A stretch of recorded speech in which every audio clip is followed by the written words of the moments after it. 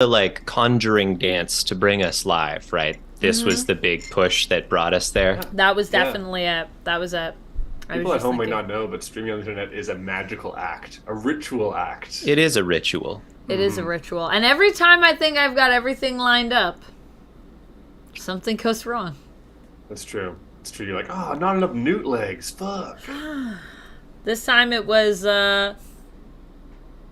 what was it? This time it was the internet. But everything else was good. And I have a light here that I haven't set up yet, but next time. I I have bad news, Amanda. I've been notified there's a cozy baking stream. No, I just updated it. That's not Welcome to the possible. cozy baking Welcome to stream. the. Today we're going to be making Just- blondies. No, I We're just cozy and we're updated it. Was good. How is is this possible? YouTube is just a cruel, cruel mistress. I just updated you, YouTube. You're so rude. Motherfucker. This is Are we not allowed a to call it baking motherfucker stream. while we're on. the Also, hello, platform? Michael. Thank you so much for the resubscribe. 18 months. Michael, I feel like you should have maybe waited just a couple more minutes, like see whether the stream was worth resubscribing to. Like maybe this is the moment you should have not subscribed, but I mean, I feel like your subscription is always appreciated. 18 months. Have I even been streaming for that long? Wow, that seems like a lot of time when I think about it. Ah, that's okay, Rapala. We'll get you next time. I hope you have good sleeps. Thanks for stopping by. Hi, Nick. Gilgamesh. Woo! I like your enthusiasm. Gilgamesh. Fuck yeah. It was all of us, yeah. Yeah, are you saying you didn't realize it was all of us? That's why you shouldn't have subscribed. Yeah, That's you're the right. trouble. You definitely should not have subscribed while Kurt and I were here. Good point. Not worth it. All right, let me fix this cozy baking stream while you guys maybe introduce yourselves and tell people about what we're doing. Hugs Sure. and good vibes to you too, Rapala. Have good sleeps. We can sleep. Anthony, do you want to lead us off in the introductory front? Oh, sure, absolutely. Gilgamesh, Hello. thank you for the subscribe with Prime. Sorry. Nice. Sorry. But thank you so much. Oh, that's so nice. Oh, this is so great. Okay. It makes I'm me sorry. wonder, how could I introduce myself in a way that would make Amanda react as intensely as that? And I don't think I could do it. I think, Gilgamesh, you've made more of an impact on this stream than I ever will. And If for you that, I am introduce sober, yourself but- with a subscribe, I will react like that. Or if you gift 5 subs right now, I'll react crazy. No, okay, That'd be well, nuts. that's good news. Currently, I can't log into my Twitch account, so I A can't good deliver start. on that one. But A good start. you know, hello, I am Hello. Anthony, and I am a writer of children's books. I write choose your own adventure novels in one of my many lives, and in another, I study economics and well-being. And in another, I play games online with 2 of my dearest friends, a Kurt and an Amanda. And today we're going to play an excellent game for you. I'll let Kurt tell you more about it, but I'm very excited for what's going to happen today. Kurt is over there. I'm down here. Yeah. Yeah. Also, thank you, Michael. That is a Kurt. That's all Kurt making things look cool because he builds all of our overlays when we play. So yeah, it does look really cool, Oh god, it looks so cool. I didn't even notice where the names and right? Isn't it so? Pronouns It's were. like we're the places.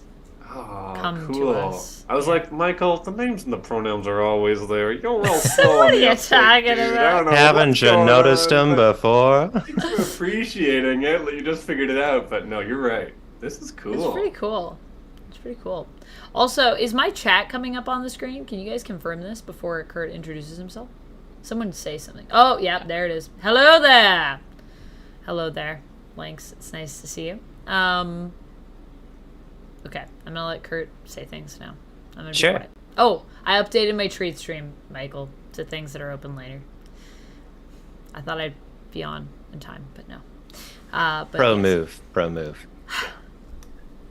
You just got to wait for the stream, and then you can mention it during the stream. It's like a two-step clever process. I know. Should never update it before. All right. Go ahead, Kurt. Take it away. Sure. Well, I guess I should say my human real name. My name is Kurt, and I am an RPG designer and player. Player. Player? We didn't need that. Player of RPGs. Let's be clear. I'm not out there rabble rousing with those of interest. We're just talking about your extensive dating history.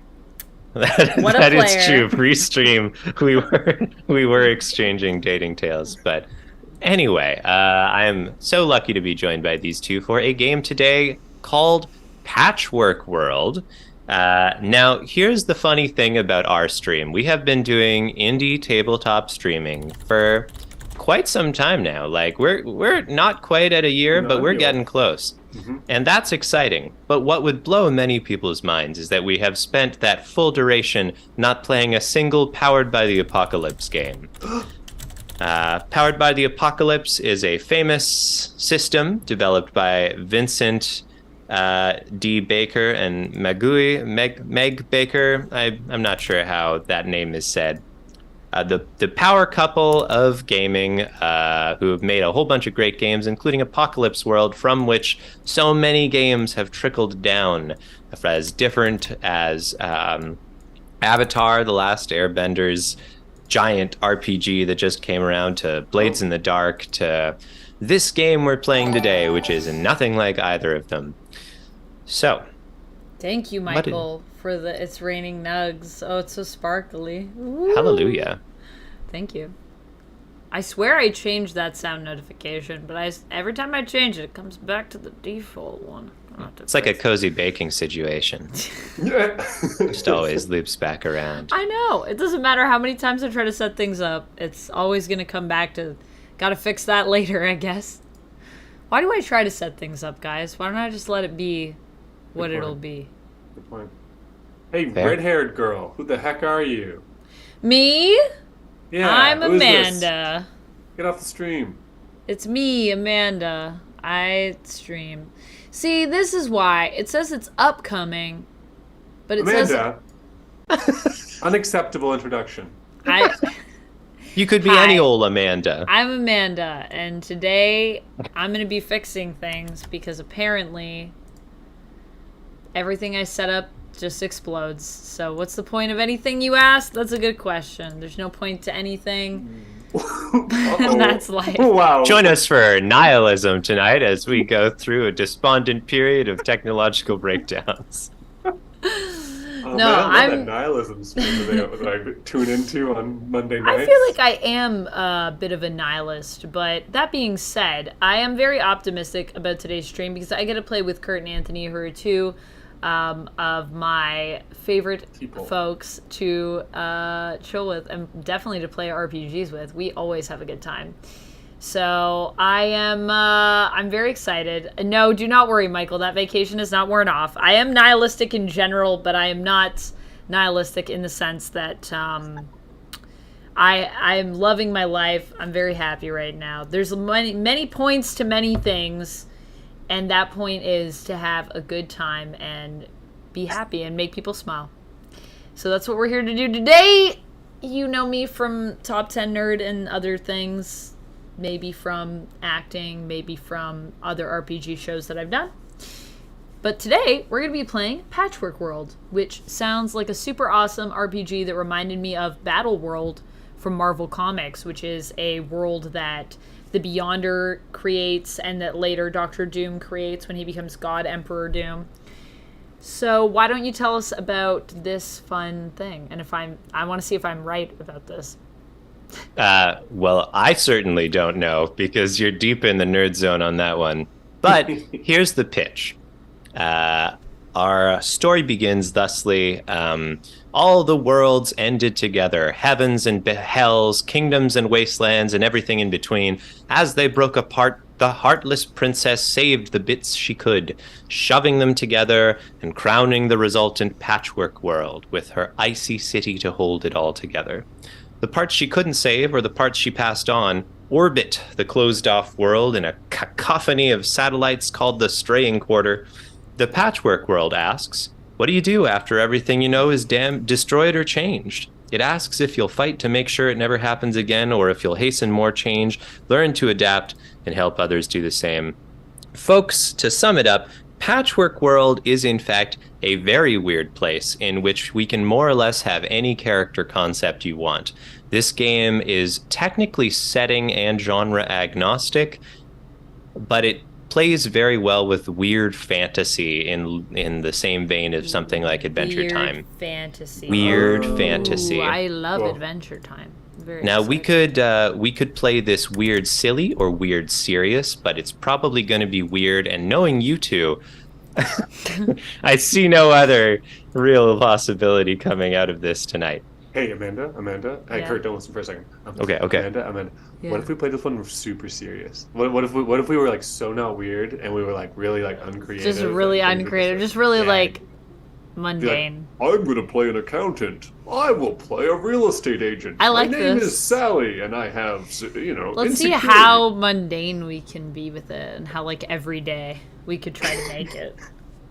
Okay, let's do that for like 5 minutes, but then let's stop. I was going to because- say, I give us like 10 minutes tops, Okay, cool, and then it's cool, going to cool. fall into Yeah, craziness. yeah. Cool. Alright.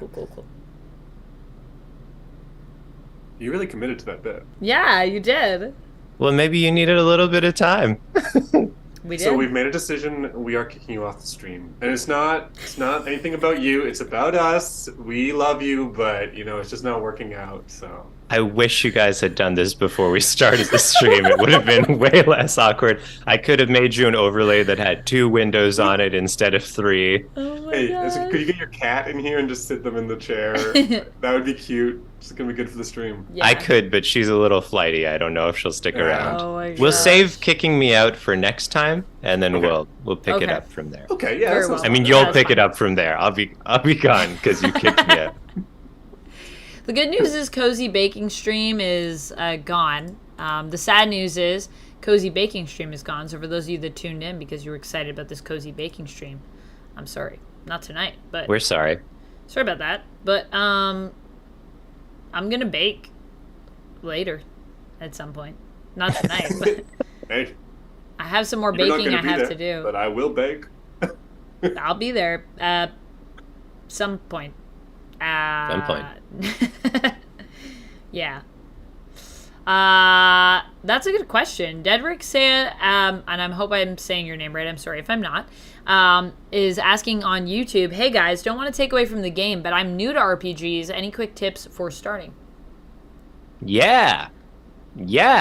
First of all, choose whatever game you want to play the most and play it with people you like who are interested in doing it. It is so easy to tell people you want to play a weird story with them. You don't. The thing is, everybody gets all up in their head about like building this big thing, but so many games are made to just sit down for like 2 hours and just bang something out.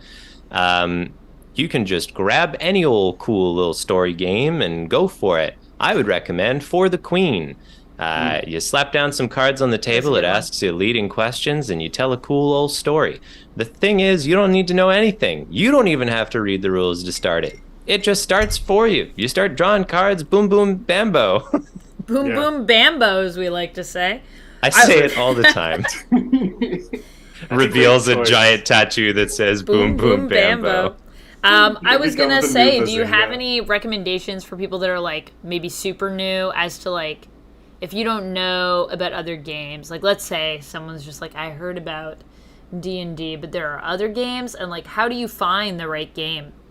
What do you You guys know, think? it almost feels like you mentioned that because D&D is quietly collapsing, but we won't get into that. I would say, But I know what you mean.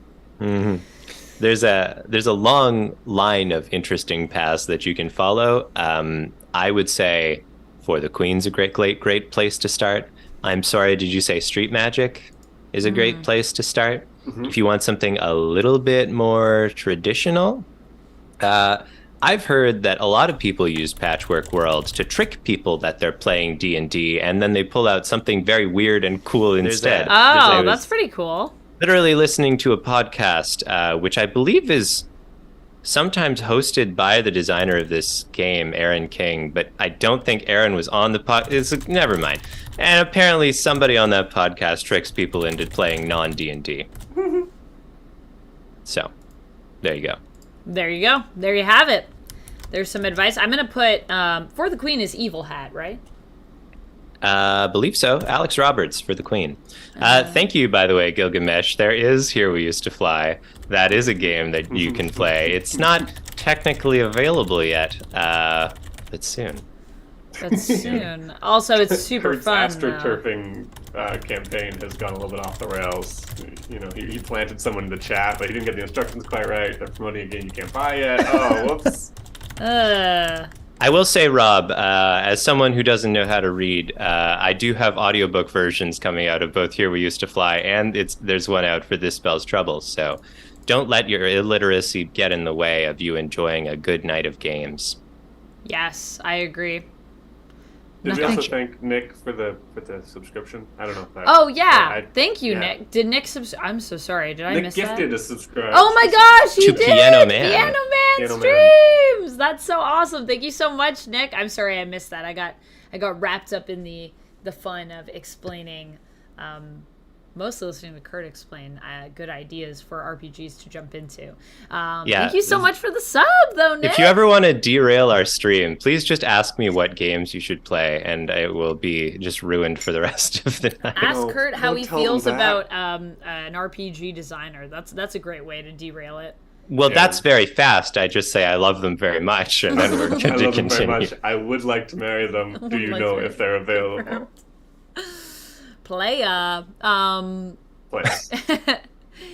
also, just for those of you that are watching on YouTube that are wondering, I did just throw some links to those RPGs that Kurt mentioned into the chat, so you can check that out. Oh, and if you are joining us on YouTube, the link for this game is in the video description.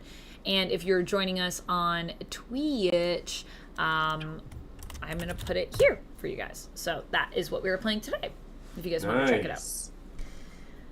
Shall we begin character creation? Let us create the characters. Okay. So each of you in the little spreadsheet I have prepared should have a tab with your own special name on it. Since I know that Anthony is currently on this screen, I'm going to say, hey, Anthony. Hi. Here are a few things that you'll need to make your character. You're going to need a name. Okay. Your character's going to have some pronouns. You're going to have an idea what they look like. Yeah.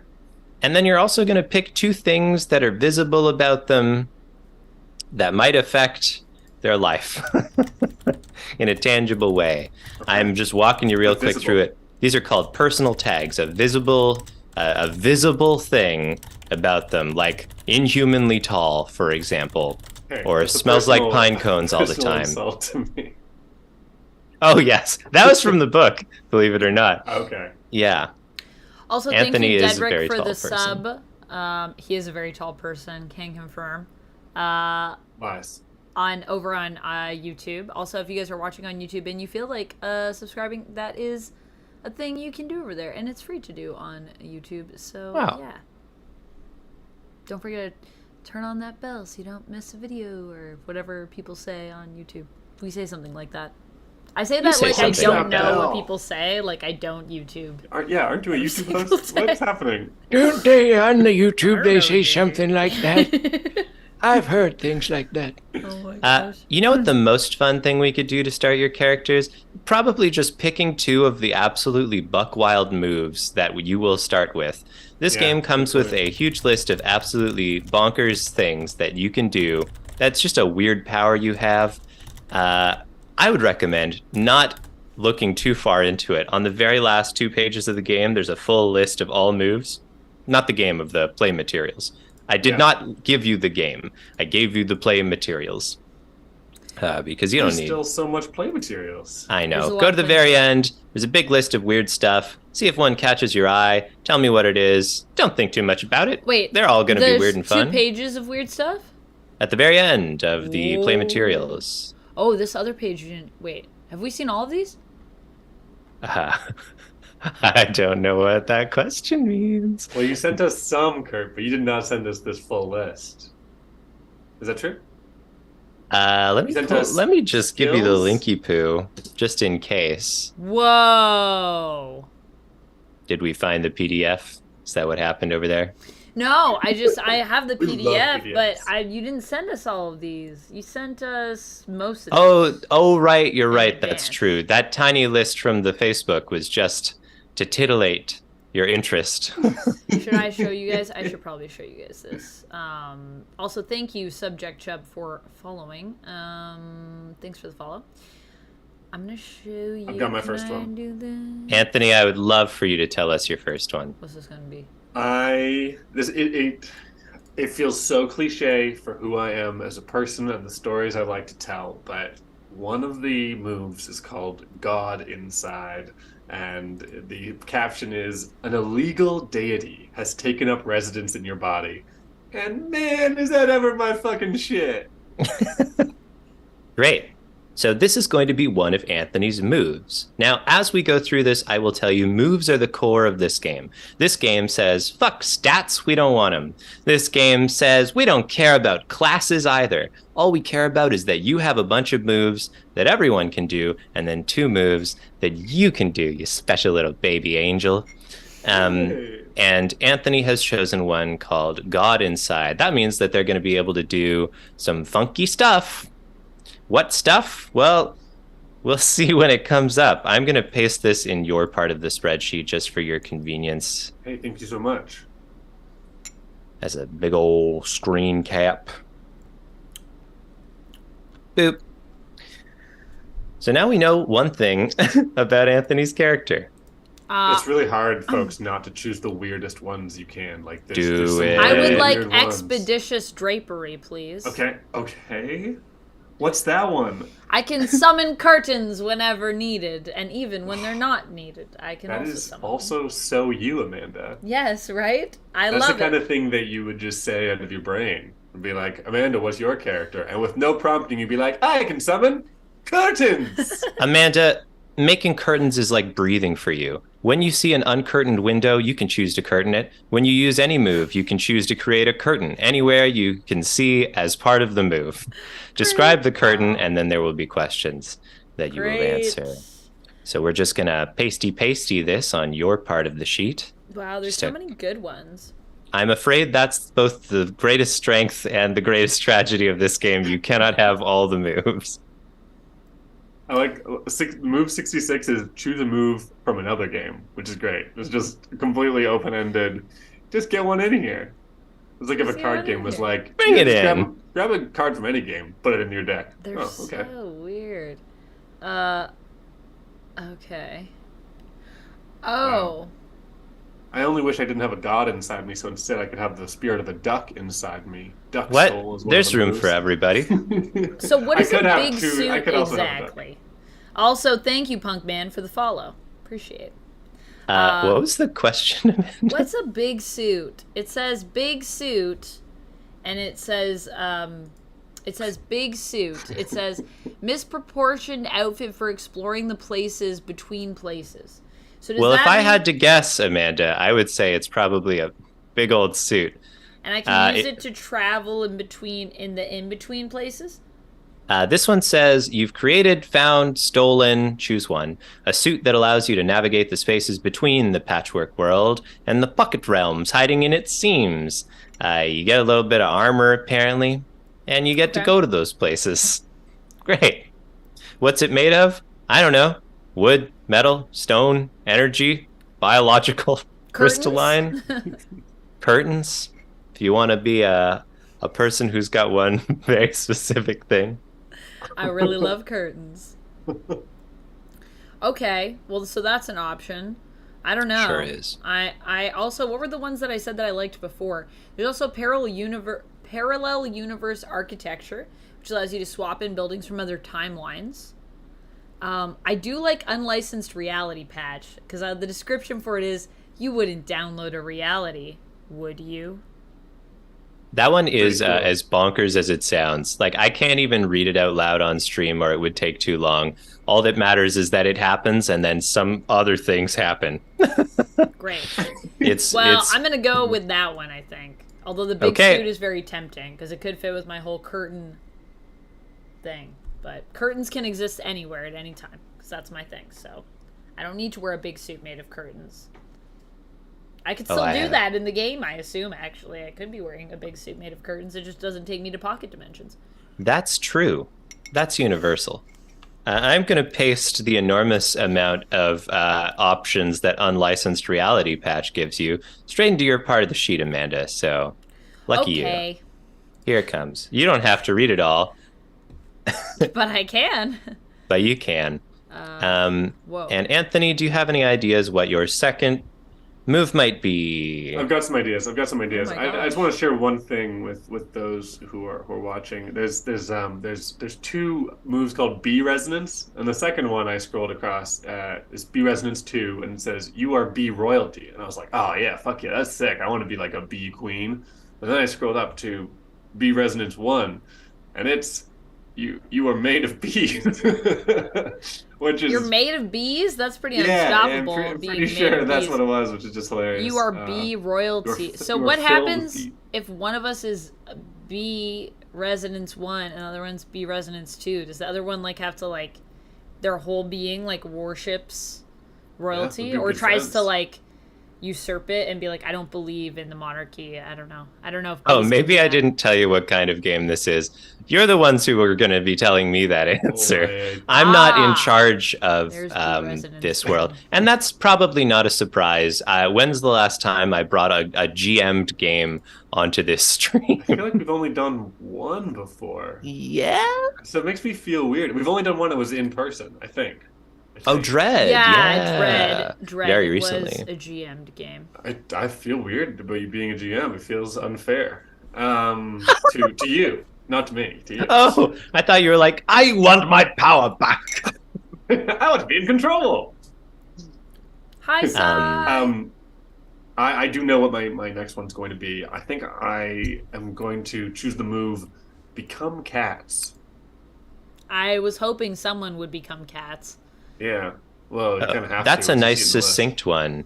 When you burst into 1d6 cats, roll cats. Great. That Love it. makes me so happy. There's a little bit more, but it's pretty cozy. I will tell you how this game works, by the way. Like many Powered by the Apocalypse games, Patchwork World uses 2 6-sided dice. You can also roll online if I didn't tell you to grab them, which I didn't. I can grab I'm not mine. policing They're you. right over there. Sure, if you'd like. if you like the clicky clacky, feel free to do it. I'll wait till you finish, and then I will grab the clickety clacks afterwards. Sure. In ... world games, they're structured such that you have what are called moves. Moves let you... No, that's not quite right.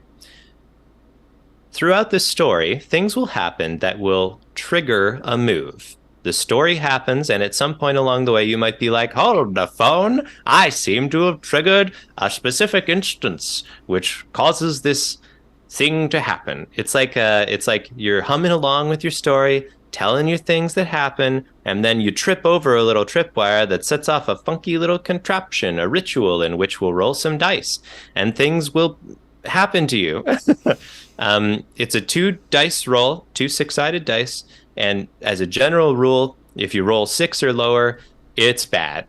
Bad things will happen. Interesting, but bad things. And you get an experience, which doesn't matter for us very much, but is a real thing. If you roll between 7 and 9, you kind of do what you want to, but also something weird or bad's going to happen. In addition to that. Finally, if you roll a 10 or higher, oh, nice. Exactly what you wanted to happen is going to happen. And it'll be nice for you. Powered by the Apocalypse. That's how it works, folks. This one in particular also uses what are called modifiers, which is when a roll will ask you a couple questions. And if the answer is yes to questions, you can add 1 to your result, up to 2 times. Before we jump into this, I have to go get my nugs. So I'll be right back. And your dice. And my dice. So I'll be right back. The old nugget dice combo. The old nugget dice combo. Also, you guys Don't want to see get these confused. new pants? Look at these pants I was showing people earlier. They cool. Anyways. They're very cool. I'll be back. I look like a weird, like, disco teacher or something today. I'm not sure what this vibe is, but I like it. Oh, yeah, totally. Like a disco teacher, like from school. You know disco class. how schools have those. Yep. Such a classic reference. So, can you make chicken and waffles with... Okay, we're not the people to discuss this really, but can you make it with chicken nuggets is the question. I think of this because of our syrup time conversations. Right. Because I always add maple syrup and hot sauce to my chicken and waffles. I think you have to. Can you do chicken and waffles without it being like sweet chicken and waffles? Can you go savory chicken and waffles, or is that like against the spirit of the thing? I consider it sweet and savory, personally. I see. Yeah. Ooh. Well, I guess if you got hot sauce involved, I can see that. I get hot sauce involved. Oh, well, it's involved. Yeah, I don't know. For context, Kurt and I both don't eat meat, so we're not necessarily the best judges of this. But is using chicken nuggets, is that like a crime against chicken and waffles? Oh no, I bet if you use Eggo waffles and nuggets, they balance each other. Has to, right? Yeah. Because they're in the same category. It's like we are incredibly processed. We go together. I think that's how it works. Yeah, I think so. It's either all classy or all. Then again, it doesn't have to be classy to just be. In fact, I think good fried chicken is rarely a classy affair. And if you're doing it classy, you're just paying too much. From a strictly material perspective, absolutely you can. Has been weighed in, which seems like a reasonable claim. Hey, you know what? You're right, and we need level-headed input like yours in this chat here. Notice us carefully avoiding trying to pronounce your name, friend, because I haven't tried it before. You can be scared to get things wrong like that. I should say there's a possibility that Aaron is with us today. I do not know if they are, but it's possible. There's a possibility that Aaron is with us today. Yes, sorry, not their presence in the air. I'm just like a really discount medium. I'm like, perhaps the presence is felt, but I could be hungry. It's hard to differentiate between those sensations. We are doing a board game designer spiritual session. Please open your minds. Aaron, if you're out there, please give us a sign. I noticed that Gilgamesh actually volunteers. Is it still chicken and waffles if there's no syrup? Hey, well, you know our answer. And our answer is no. Kurt, are you coming out strongly? Are you going to say that publicly? I gotta rep Syrup Town. We got it. As the mayor and mayor, co-mayors of Syrup Town. That's what they call us. Hey, being co-mayors would be sick. And if I was to be co-mayors with anybody, I would want to be co-mayor with you, Kurt. Oh, that's the nicest thing anybody's ever said to me. I've never tried to share that much power. Honestly, even sharing the power of co-creating a game, which is something I'm working on right now, is like a whole thing. Because basically we just both look at everything. We're both like, are you cool with this? Are you cool with this? Are you cool with this? And it works, does it? It works. Yeah, it works because I get to harness the creative mind of Ian Howard, which has been exceptionally useful, and I'm sure has made a much better game. And what kind of monster eats waffles without syrup? Asking the real questions now. Okay, but let me hit you with this. And I know, co-mayor of Syrup Town, but waffles with a nice cheese sauce.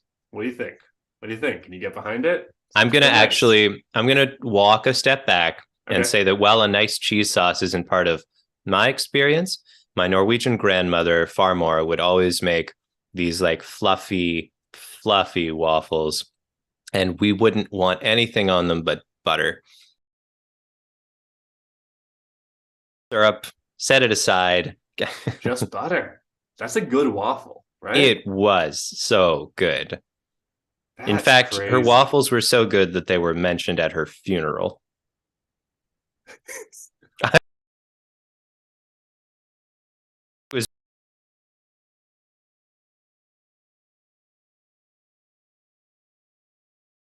a bit like situation. Like this. Okay, a bit like this. In this vein. This guy, that guy, Yeah. similar Okay. guys. Gilgamesh Gilgamesh asks, like, nacho cheese sauce? Surely not, yeah. right? Well, No? I mean, kind of. I mean, is this a reference that everyone can get behind? Yeah, like a, I don't know, like a bechamel that you melt cheese into. Sure, yeah. You could imagine like a cheese fondue as well if we're feeling fancy. Sure. Yeah. Sure. Hi, Amanda. Hello. We were just talking about chicken and waffles. Love We it. had one of our best syrup times, to be fair. Oh my It's up there. goodness. We delved into new territory. Syrup adjacent, I think, has to be encompassed. I think Yeah. that's true. Also, I don't know. How long can you guys talk about syrup for? Not infinitely. We're going to run out of content one day. So one day. The tree is going to be It's been a year. tapped, baby. Oh my gosh. So one of the things that I suggested, because I'm getting emotes made, Yeah. and one of the things that I was talking to Angel about, who's making my emotes for me, was the maple syrup thing and how that might be an emote. So that might be That's so cute. an emote for you guys. So Oh gosh, I would be so deeply honored. wouldn't it be cool? Wow. I would love it. So yeah, also just so you know, for those of you that are subscribed to me here on Twitch, I do have custom emotes coming. They're in the pipeline. And then next we do the Discord. So Nice. hopefully this year. Ooh. Yeah. I'm on board. Yeah. I'll mod for you if you want. That's a whole other discussion. But somebody's got to moderate that place. Hey, welcome everybody to our live Logistics planning, internet presence moderator discussion. interview. Please I know send you're all your here for it. resumes if you would like to be a mod. No, I'm just kidding. Anyone that wants to be a mod that seems like they're trustworthy can be a mod for me. Big Love ups. that. So we'll see about Kurt. I don't know if he's. What do you guys think? Is he Yeah, trustworthy? I don't think so. I don't know. Not this guy. Yeah. We've already decided to boot me from this whole operation, Yeah, we've so already this is fired just I don't my know. swan song. I don't know if we can trust you because you work for the government and you're trying to tell us there aren't any aliens. I don't know if I believe. Seems Blow up suspicious. That your did. spot. What are you Kurt. hiding? What are you hiding, Kurt? I can't tell you. I got secret clearance. God damn it. It's funny because it's true. All right. It is true. So we've got 2 skills chosen for each of you now. We have God Inside and Become Cats for Anthony's character, and we have Expedious Drapery and Unlicensed Reality Patch for Amanda's character. But these characters are just ideas right now. They're not really people. So let's come up with a concept. Who do you think? Are you like a disgruntled tavern person? Are you a decaying rat? Are you a shivering thief? Are you what's your deal? Like, what type of people are we? It doesn't even have to be a people, does it? You could No. be a robot learning to love. I'm a slime monster, Great. Sick. but I still want to wear a suit. Is that okay? Yep. Great. Can I make... so there's 2 things that could have mechanical effects. These are called personal tags, and they're related to your appearance. Can I have one be wearing a business suit for you, Amanda? Yes, you can. So where do I put this? On my thing? Don't worry, I'm penning it down. It's on your Oh, okay. play sheet that I developed yesterday. There Hooray! you go. These play sheets are really good, though. I love them. I will make this publicly available for anybody who wants to run Patchwork World themselves later. Tomorrow I'll probably tweet it out. Yeah. And I'm going to make your other personal tag just slimy. I think you're just physically oozy slimy. I like it. I don't know how to... Pretty I wrote smiley instead of slimy. Turns out it's hard to spell. I mean, I could be very smiley. That could also be true. Slimy and smiley. Great. Anthony, what's your character's deal? Oh, yeah, it's a good question. Definitely a little robot boy. A disgraced robot child actor, I think, is kind of the vibe. Was very popular and very cute, but has since had a scandal that has ruined his reputation. with the world at large. Um, he does have a god that lives inside him.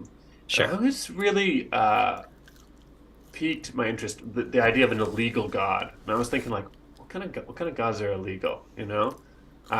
So I think maybe a god of disbelief, like a god of like absolutely not taking your shit, a god of complete and utter serious realism. Not appreciated by the other gods, I think, because like you're shooting us literally in the foot. Like our whole thing is about like belief and the beyond. So like, hey, get out of here, guy. And I don't think well loved by people by mortals, however you define that, because they want to believe in something, and it's very difficult to believe in the concept of disbelief. So I think this utterly boring and realistic God has taken up residence inside of me. And that might one of the things that move, what's it called, the one that gives me a god inside, Got inside. oh god, hey, let's go into it. Wow. One of the things it suggests is that you should have one of your personal tags should be related to your godliness, like what exactly, how does it affect the world around you? And relating to our very secret conversation earlier, Amanda, Kurt, could I have like a boring field, like an emanated field around me of things being sensible and boring that sometimes like will creep up? Yeah. Yeah, of course you can. You've just got like an aura of Bora. And by Bora, Yeah. I mean boring. It's Yeah. just I put a little spin on it. And it was a cool spin. Okay, so we're going to give you a boring force field as one of your tags. Yeah. I need another And tag. I think your other one might just be that you're made of, what are you made of? You're a robot. Are you made of metal or flesh? Crystals? Yeah, porcelain robot. Porcelain. Wow. Great. We're made of Yeah, kinda like interesting a- materials. Slime and porcelain. What do you look like, by the way? Just in general? I'm like kind of like a squat and boxy, but with like Russian ceramic sort of motifs on me. Lots of like nicely like curled blue and red, brightly colored designs on my ceramic exterior, like a parallel universe robot designed sort of a different aesthetic than we typically see. Lovely. Do you have a name for your character yet? Ah, We can come back to that. sure. Amanda, what is your slime monster? Actually, I had a question about your slime monster. Is your profession actually monster, or do you have like a day job? I'm a part-time monster. Right. And it's not like part-time monster, part-time something else. It's just like the rest of the time is your own. No, the other part of my time, I work as a line cook. Right. Well, you got to make a living. Or a slime cook. Slime cook? Yeah. I have to write that down because I simply can't not. Okay. And sorry, is your character, did you say he, him at one point, Amanda? She didn't. I don't know if I did. But I'm feeling he, him, so I think you're already picking up on the subconscious gendering that I was doing in my mind. I didn't think you said he, him out loud, but I did think you might have said he. I might I have. thought to say? earlier I heard you yell he him, just like Him! Him! Just yelling my pronouns. Yeah, that's how I do it. Some people wear little name tags. Really, I just I'm like more to of a shout belter. 'em. Yeah. Also, chill out. Of course, you're welcome here. Welcome back to This is the our chat on private Twitch. stream. It's only a few exclusive people. Yes, you're very welcome here. Thomas Ross on YouTube wants to point out that porcelain cracks easy, which is true. Not Yeah. wrong. But Yeah, I would also it's say that you important. can also can you glue porcelain together pretty easily as well? Like if it cracks. yeah, and I've been glued together many a time. I also have endless slime, so maybe that if you do Hey. crack, We might already have I'm a gonna way be put around together that. by my friend Slime. It's good to have people to depend on. Also, I like that. Do we have names? Do you? I think Slime is my name. Great. My name is Boris Boybot. Oh my gosh. Thomas, there is not a burger in this bag. There is nuggets in this bag, which also thank you again, Michael, for the treat stream.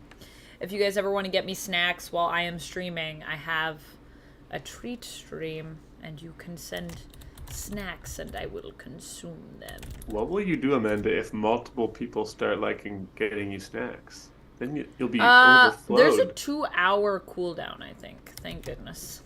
Otherwise, I'd be too full of snacks. So that we don't stuff our streamer like Hansel and Gretel. Yeah. Here, eat some more. Oh my gosh, I would be dead. It's already enough that I get like, well, I feel like 1 meal per stream is perfect. That is a good amount. We are actually almost done making your characters. I just need to know what your goal is. Ooh. Probably as a character, there's multiple things you care about, but only one will matter mechanically right now.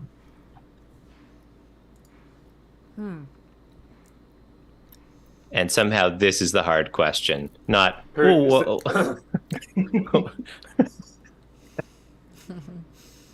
Is there going to be an established way for our characters to like form their relationships? Like, is that written into the rules somewhere, or can I freestyle into Freestyle? Free that style. Okay.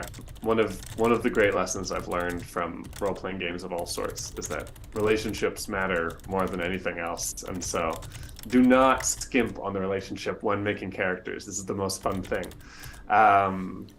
So maybe right before we come up with our goals, Amanda, maybe we can talk about how we know each other, or maybe our goals have some sort of thing in tandem. Wait, are we choosing one goal for both of us? Kurt, well, wait, Kurt, are you playing as someone? I'm a game master, baby. I'm everybody. Yeah. Okay. I'm everybody but you. Game master. It's crazy. Isn't that weird? Yeah, Isn't it weird having this power imbalance? It makes me uncomfortable. It is weird. I forgot that was a thing. That's how like people do that. Far removed I am from the GM life experience. Thank you so much. You've got Cal for the follow. Okay, so I think that maybe I want this god out of me. You know, I don't think Boris Boybot sounds like the kind of guy who would love to have the most boring god in the world I don't think trapped so. inside of him. You know? I think he definitely wants that god out of there. Yeah. So I think maybe like either I need to like burn, scorch, laser beam this god out of me, or I need to find it like a proper resting place. And like maybe it's basically got me like as a hostage. Like, oh, okay. So like there's somewhere I'll you have live to get inside it. your head. Is that your goal? Until I like can do something to satisfy, like to bring it wherever it wants to go. And you were asking me how we know each other? Yeah. I don't know. Maybe we just met on the bus. Like right Okay. there. The interdimensional I really love bus. the idea that I. Okay, well, I like interdimensional bus. That's sick. I like the idea that part of me is stuck together with your slime. Like that's beautiful right there. I want to hold on to that. Is it possible that we've been bus friends for a while? Ooh. Bus friends. Yeah, maybe we constantly are like seeing each other, like we take the same route or something. I like that. Yeah. I like that. I like that it's sort of like that. It's just been happening. It sort of just happened to us. So we've just sort of been sitting beside each other on this bus. There's a friend that I made on the bus. Yeah. Who I see periodically, and we keep being like, we're gonna go grab drinks at some point. We still haven't done that, but we exchanged Instagrams. And when we see each other, we chat on the bus because we kind of take the same route sometimes in my area. And it was like the super cute, like it was the cutest interaction ever because we were both looking at each other across on the bus and basically thinking to each other like, man, that person like looks like so fashionable and so cool. That's so fun. And then he was like, I just wanted to tell you that like your outfit is like really awesome. And I was like, oh, thank you. And there's like, I was actually just thinking that like about like your glasses and like your whole look. So that's really funny. That's so Bus cute. friends. Yeah, bus friends. Bus friends. All right. We're a real definitely thing, guys. bus friends. I think you have an inside joke you tried to use once where you introduced each other as like you're each other's busker, and like it became a joke between you two, like bus friends. I don't know what sounds kind of like that, busker, but then you said it out loud once to someone else and they didn't get it, and so immediately it stopped being used. And this is part of the boring force field, I think. That's just the kind of thing that happens to Boris all the time. Yeah. Yeah, no, you're definitely right. What's Slime's goal, Amanda? What is Slime's goal? Yeah. I think Slime's goal is to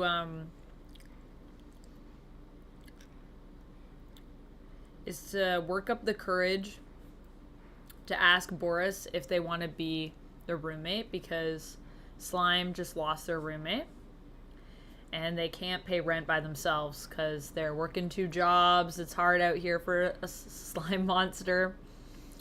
Pay isn't as good as it used to be. Rent is high. And they've known each other for a while. And Slime's kind of thinking, this could be a person I could room with. Like, we could be buds. But so your goal is to get Boybot as your roommate. Mm-hmm. I love that. It could be anyone, but this boy robot is the top pick. Top pick. But also it's nerve-wracking because it's like a big ask. You're taking it to a whole other level. That's a lot. Relationship. It's a I lot. also like the juxtaposition of our goals. That my goal is to remove a god from my body, and you're like, hey, yeah, cool, but you want to be my roommate, though. Maybe one's got to happen before the other. Who knows? Yeah. Maybe. I mean, I would be open to also rooming with a god, but we'll see what happens. Very open-minded of you. It's a hard market out there. A god is a great thing on your resume. All right. We've got some characters, baby. Let's decide a little bit about where we are right now. Also, Nyleaf plays. I love that. That's so cute. Also, I hope I'm saying your name right. But yeah, that's super cute. Nyleaf. That's right. I think that's a good way to. I don't know, bond with people. Just getting to know people through things that they're reading or like their fashion. It's all a form of expression, really. So, yeah. I'm inclined to agree. Mm-hmm. Right. We were deciding some things about where you are. So Patchwork World, as it stands, is just like a mishmash of a whole bunch of different areas. So I think the first thing that we're going to do is create a few groups that are nearby. Okay. Yeah. And I'm just going to pull some directly from the list of suggested organizations. And feel free to riff or create your own things. One is the belief encyclopedists, which try to record the beliefs of many cultures. They get a lot wrong, and so they have a lot of enemies. These folks are always around town. Encyclopedists? Hard to say. Any other ideas what groups are in town? It could be anything from like a miners union to something absolutely buck wild. What kind of restaurant do you work for?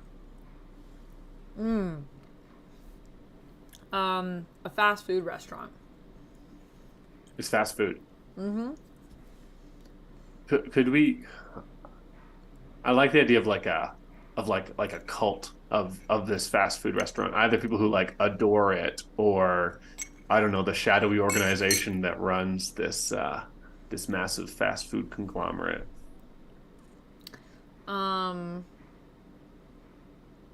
Like who runs it? Slime Bug Time. burgers. Oh, what? Oh, slime related. Slime Time. Yeah. Are you only able to be employed by slime businesses? Is this a very oppressive world? No. No, it just worked out for me. Are the people who own the business also slimes? Like, is this? I don't know if they're slimes, but the business is called Slime Time. That's what the restaurant is called. It's a franchise. I think, oh, right. It's actually a total coincidence that you're working here at all. Or when people are like, "Oh, is it because you're a slime?" Like, I'm like, yeah. Like, look, just because I'm a slime, it doesn't mean I have to work at Slime Time. I like their food, just like, so. We're gonna order something, okay, and stop grilling Stop me in my asking life. me just because Right. I'm a slime. So this is the Slime Time Crime Syndicate, is what we're What's that dealing with. crime? Okay. And what they want is just, More lies. monopolistic Gosh. control over the fast food industry. Yeah. Great. Oh my gosh. Here's the awkward question. Do they also serve slime? Like, I understand there's many tiers of sentience in the slime worlds. Are you serving up some slimes? Is that weird for you? Is it weird for me? No, they're not. It's not the same as like a slime person. Right. That's like if somebody asked me, "Oh, isn't it weird that you eat animals and you are an animal?" It's like, well, that's different. This is organically sourced slime, but also we don't really know. I mean, I don't really think it's actually organic. I'm going to be honest. From the mines Right. that they take Organically the slime. sourced slime is the name of the company. Yeah, it's like the brand label. Yeah. So I don't know if it's organic, but it's not people slime. I'm pretty sure it's not people slime. That would be very Pretty shocking to me. sure. Yeah, but as far as I know, no, it's not slime monsters that I'm serving. Sure. We are I mean, cascading towards a Silent Green situation. We're on our way there. Could be. Also, Danny was saying over on YouTube, pulling gods out of your chest doesn't pay the bills, Anthony. Unless That the is gods true. are paying you to do it, though, is what I'm thinking. It is sometimes very difficult to get a good paying job when you have a boring field emanating from your body, okay? It's true. It's challenging. Also, hi, Kevlar Wolf. What is a tabletop RPG? It is a role-playing game that you play on a tabletop. So that's why we call it a tabletop RPG. don't be confused by the lack of table here. There's some tables Yeah. in front of us. You just It's behind the scenes, all Yeah. behind the scenes. And we're rolling on tables sometimes as well, I as have in dice over here. Look at these. Wow. They're You're both- a real. They're both green. They TTRPG inspired -er. me to be a slime. Hey, So cool. these are the dice that I pulled. okay, let's grab one more weird little faction. I think something we've beautiful and lovely. yeah, it's the prismatic butterflies. Yay! I think it's a group of interpretive dancers that are literally transforming into prismatic, beautiful butterflies that refract and reflect the light in endless, indescribable ways. But only the most talented dancers ascend to those levels. Yeah. And Yeah. only through quite intense plastic surgery. That's right. And I think that's why the belief encyclopedists are here. They are currently investigating the prismatic butterflies as well as the god that's inside of Boris Boybot at present. A very interesting thing for a belief encyclopedist. A Might god be that the defies case beliefs. that you're seeking their help here. Ah, I could see that. Hmm. So I think our curtain opens. That's right. Here we go. Actually- you ready? Grab your seats. Let's go. I will give you one brief moment to say you do have some moves. They are listed on your sheet. They are the normal things that can happen, like avoiding danger, Normal things. There's staring normal into things that- someone's eyes, inspecting the area, being prepared, exploring, and so on. They're on your sheet. I'll give you metaphorical or emotional support points if you think about them and throw them out there when they happen. I will try to remind you or notice when they happen as well, but we're just going to move. Yeah. So flow of the game is like I could say I would like to inspect the area. I'm not going like Boris Boybot starts looking around and you're like, excellent. Inspect the area, my friend. Yeah, you'd be like, I'm going to look around here, and if if you noticed, or if I noticed, we could say, oh, that sounds like actually that's going to trigger the move. Inspect the area. Right. Okay. And then we would do a little roll and see how it turns out. So it's not like we say, like, it's not like D&D in the sense that normally I'd be like, I think I'll do a check. We just do stuff, and then we as a collective group decide when that, like, seems like one of the moves. Yeah, bingo. Gotcha. That's how it works.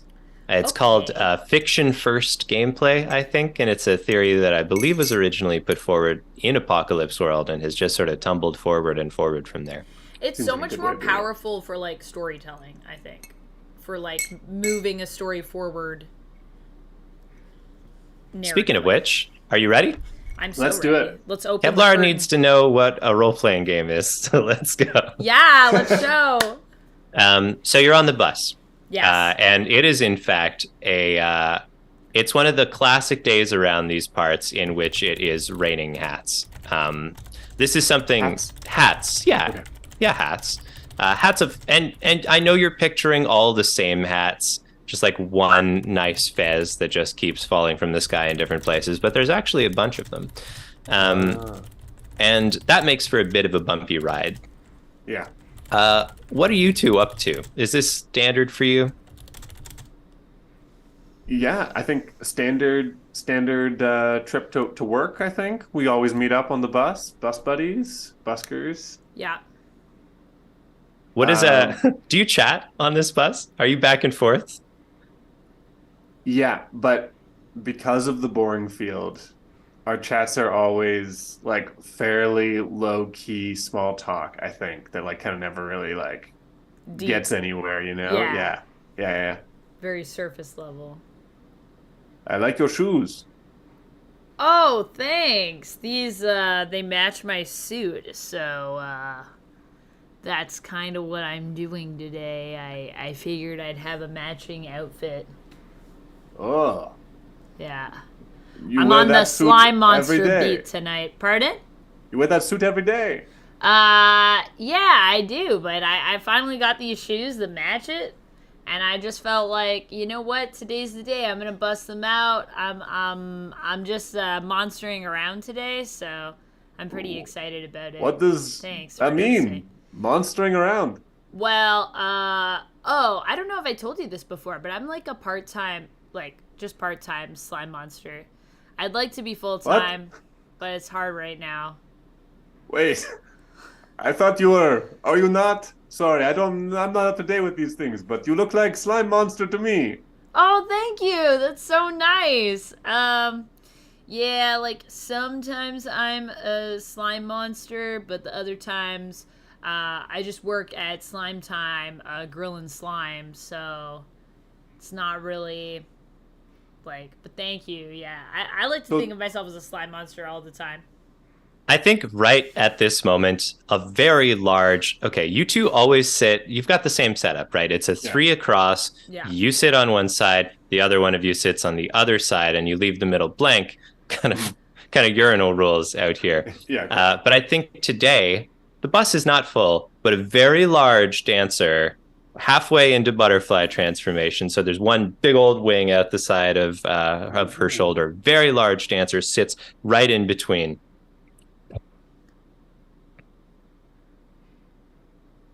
Oh. Oh, I'm sorry. Was it not appropriate to sit here? No! Hey! Is it something? Should I not have sat here? No, you're good! No, you're good. It didn't seem like you were having a very deep conversation. And so I thought it would be fine if I... Shit, that hurts actually. But yeah, no, you're right, I guess. Yeah, I guess you're right. Yeah. I mean, we were just talking about the day, and yeah, nothing really. Yeah. You have one wing. Yes, I'm halfway. I'm halfway, not to a destiny. I'm halfway to. Does the boring field affect other people as well, or only you? I think it slowly warps the world around me, but I think like some people's excitement and interest is so powerful that it takes a while for the boring field to seep into some people. It's not quite that powerful. Sure. Okay, cool. Yeah, you recognize her, of course. She's one of the prismatic butterflies. Not like as a person, just as like as a group. This is awkward now for her. So she's like, "Oh, I'm sorry. My name is Estelle."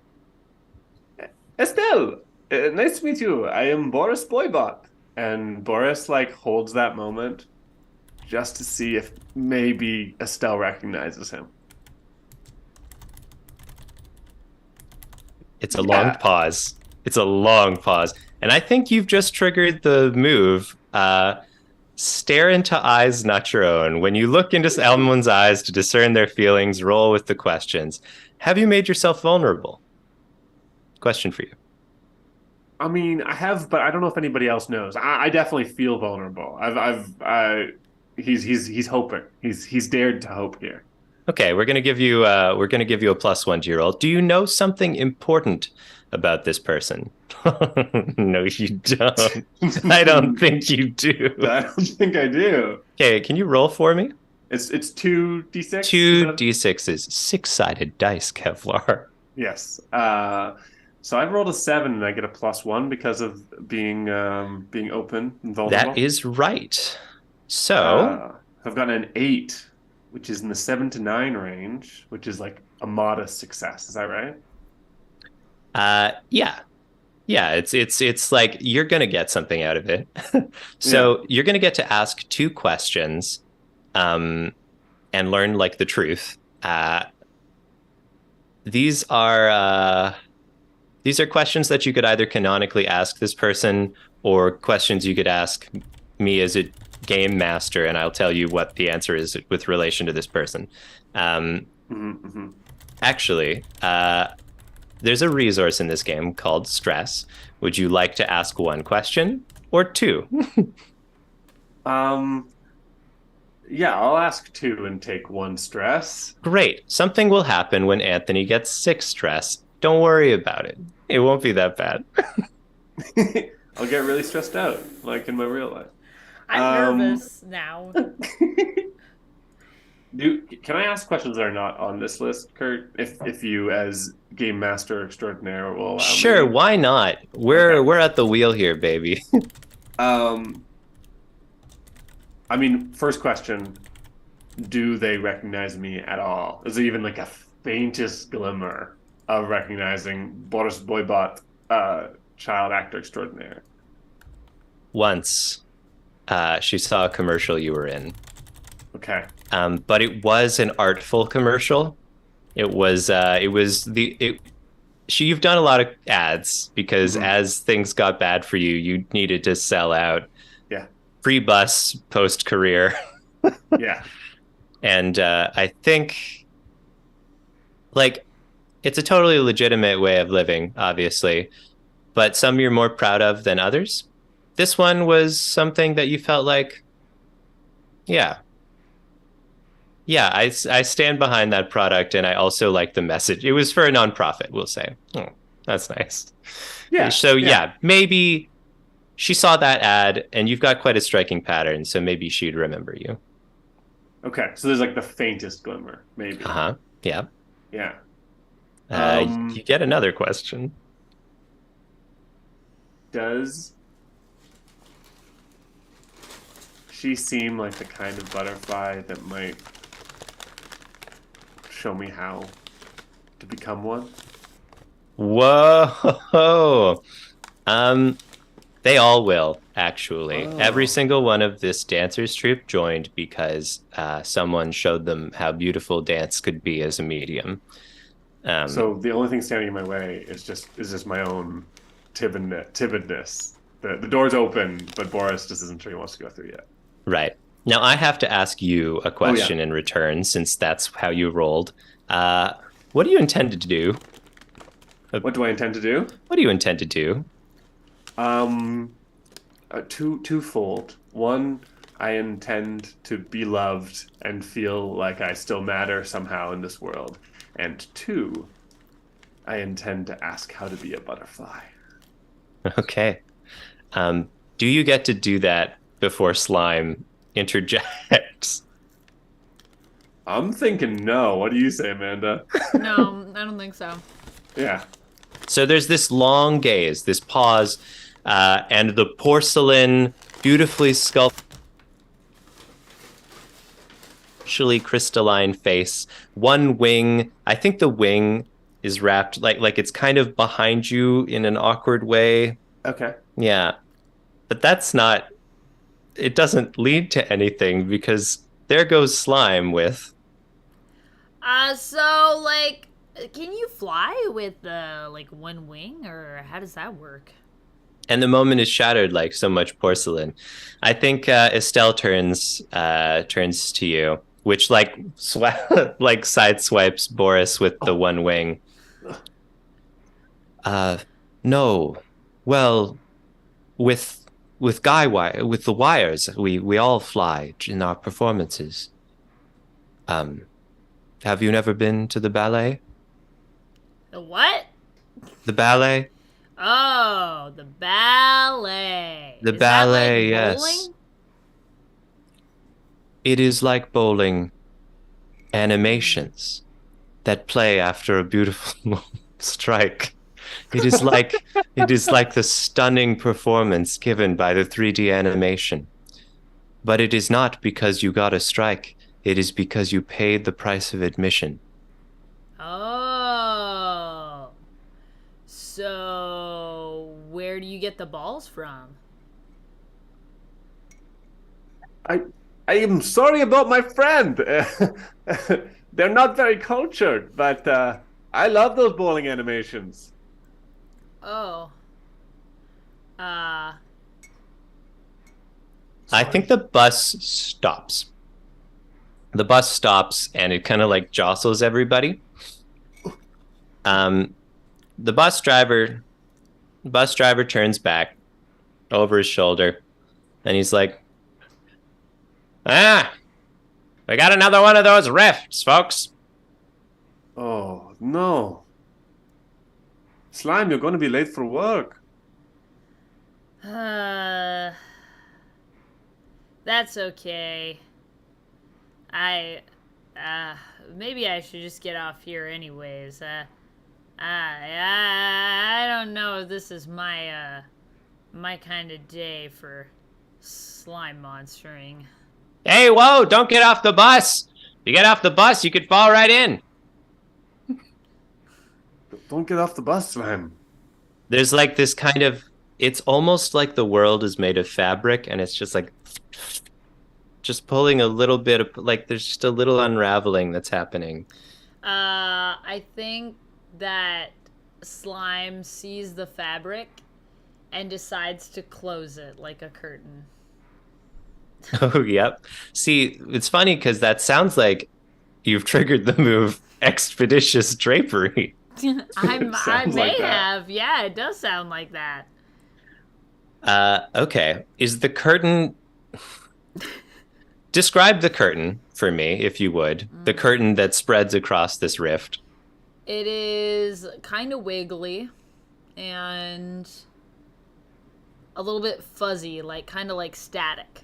Like it's like a curtain that's made out of wibbly wobbly static that I'm imagining it as like a turquoise color.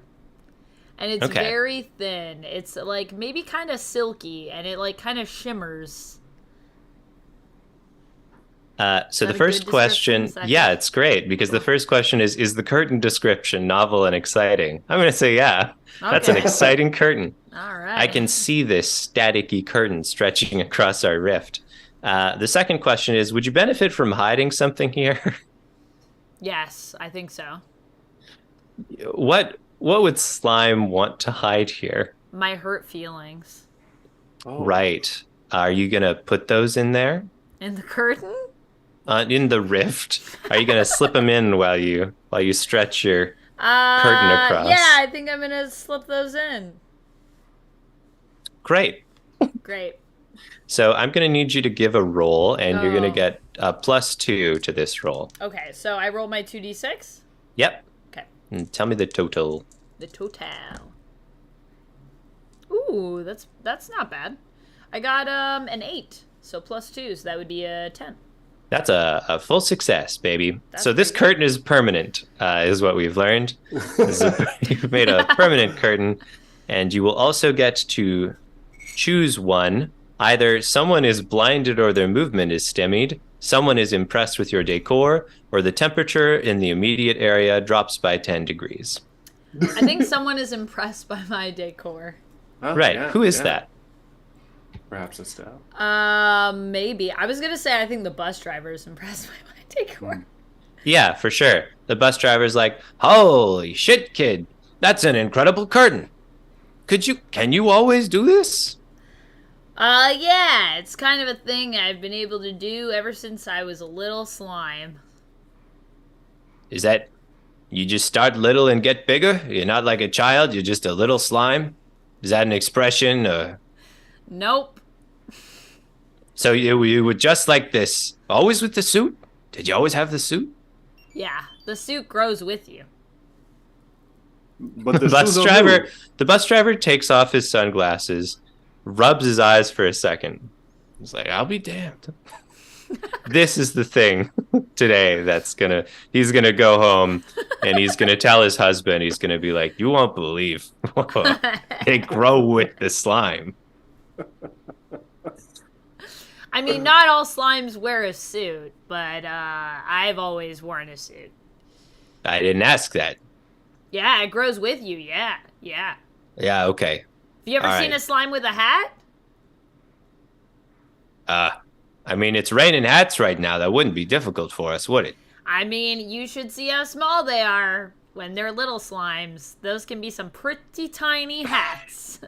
That sounds adorable.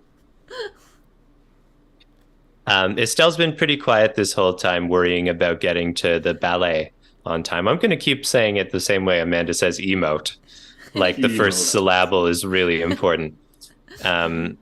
So I think she's been quiet, but with this whole curtain affair settled. Okay. Question. What is the first community that sets up a home here only because of the curtain? What's the first... Sorry, say that again? Could you describe to me the first group of people Yeah. that build homes here because they want to be next to the beautiful permanent silken turquoise people curtain? Are coming for the curtains. Yeah, that makes sense. I mean, they must. Yeah, the people that first come here are little snails, Yeah. and Yeah. they have shells that are diamond shaped. Ooh. Are they made of diamond or just diamond shaped? No, they're just diamond shaped. They're made of plastic. Yeah, but that's what I assumed. Yeah. Macroplastics. I mean, they probably looked like diamonds to some people, but if you went up and like knocked on it, you'd be like, "Oh no, that's just plastic. That's a really pretty plastic." That's what you might think. Yeah, no, that makes sense because snails are always bringing their homes with them, so they don't actually have to worry about building anything. They can just be there. That's right. Mm-hmm. Are you related to snails, by the way? Actually, we're going to flash forward a future bus trip coming through this area, and now you and Estelle and Boris are all sort of buskers, if you will. She's learned not to sit in between you anymore. And as you approach the snail crevasse, Estelle leans over and says, "Are you related to snails? Is that why they're here now?" No, I'm not related to snails. Was that a prejudiced thing to ask? Was I? Oh my I God. don't know. I think it's a pretty fair assumption. I am a slime, and snails are slimy. So I'm not offended if that's what you know. I'm not offended. That's more or less what I was concerned about. No, Yes. I'm not related to, not related to snails. Have you fixed your roommate thing?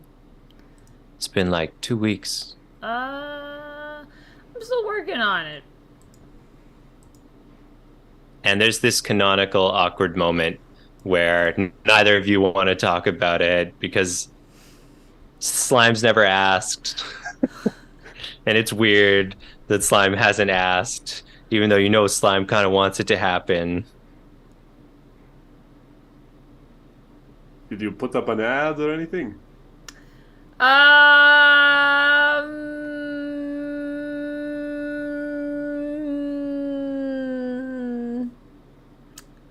Can I put a curtain on the windows of the bus?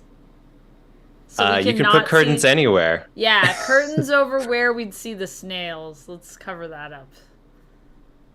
Oh, Okay, sure. hey, I was looking at those. The curtain, so I have to describe the curtain I put up? Yeah, what's the curtain you put up look like? We're gonna do this Full again. blackout curtains. These curtains are very fuzzy, and they have little patterns stitched into them.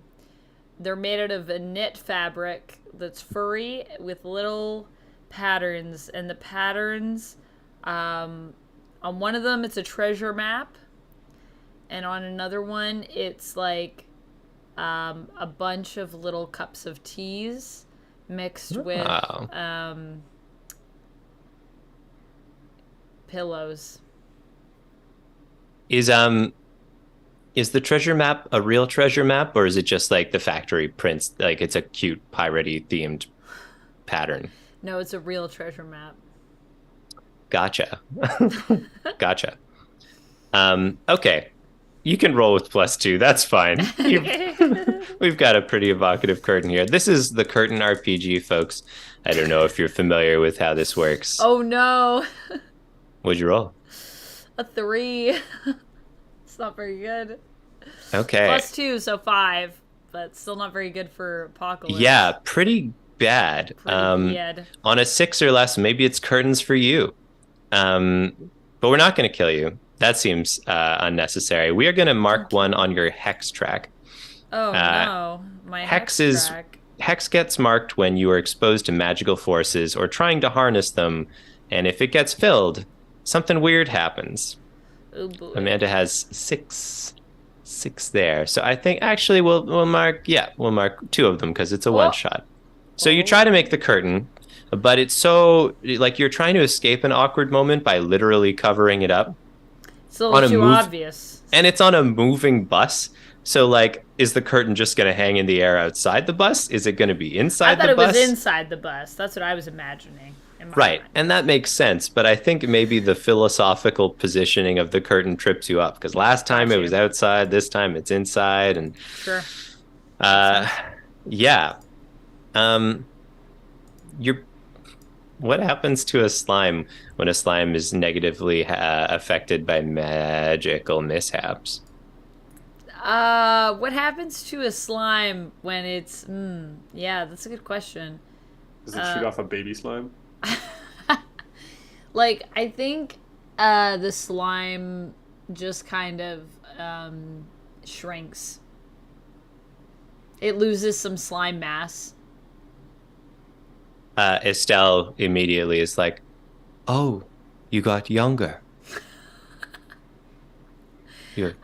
That's how it works, right? It's the size of the slime. No, that's your age. It's like not a tree. Really, I mean, you're like a tree. It can be like that, but usually it's more like if you're smaller, you're smaller, and if you're bigger, you're bigger. But when you first become a slime, you are smaller. So maybe." Estelle claps her hands. She's like, "I have an idea. Okay. We should get brunch. Because I like it.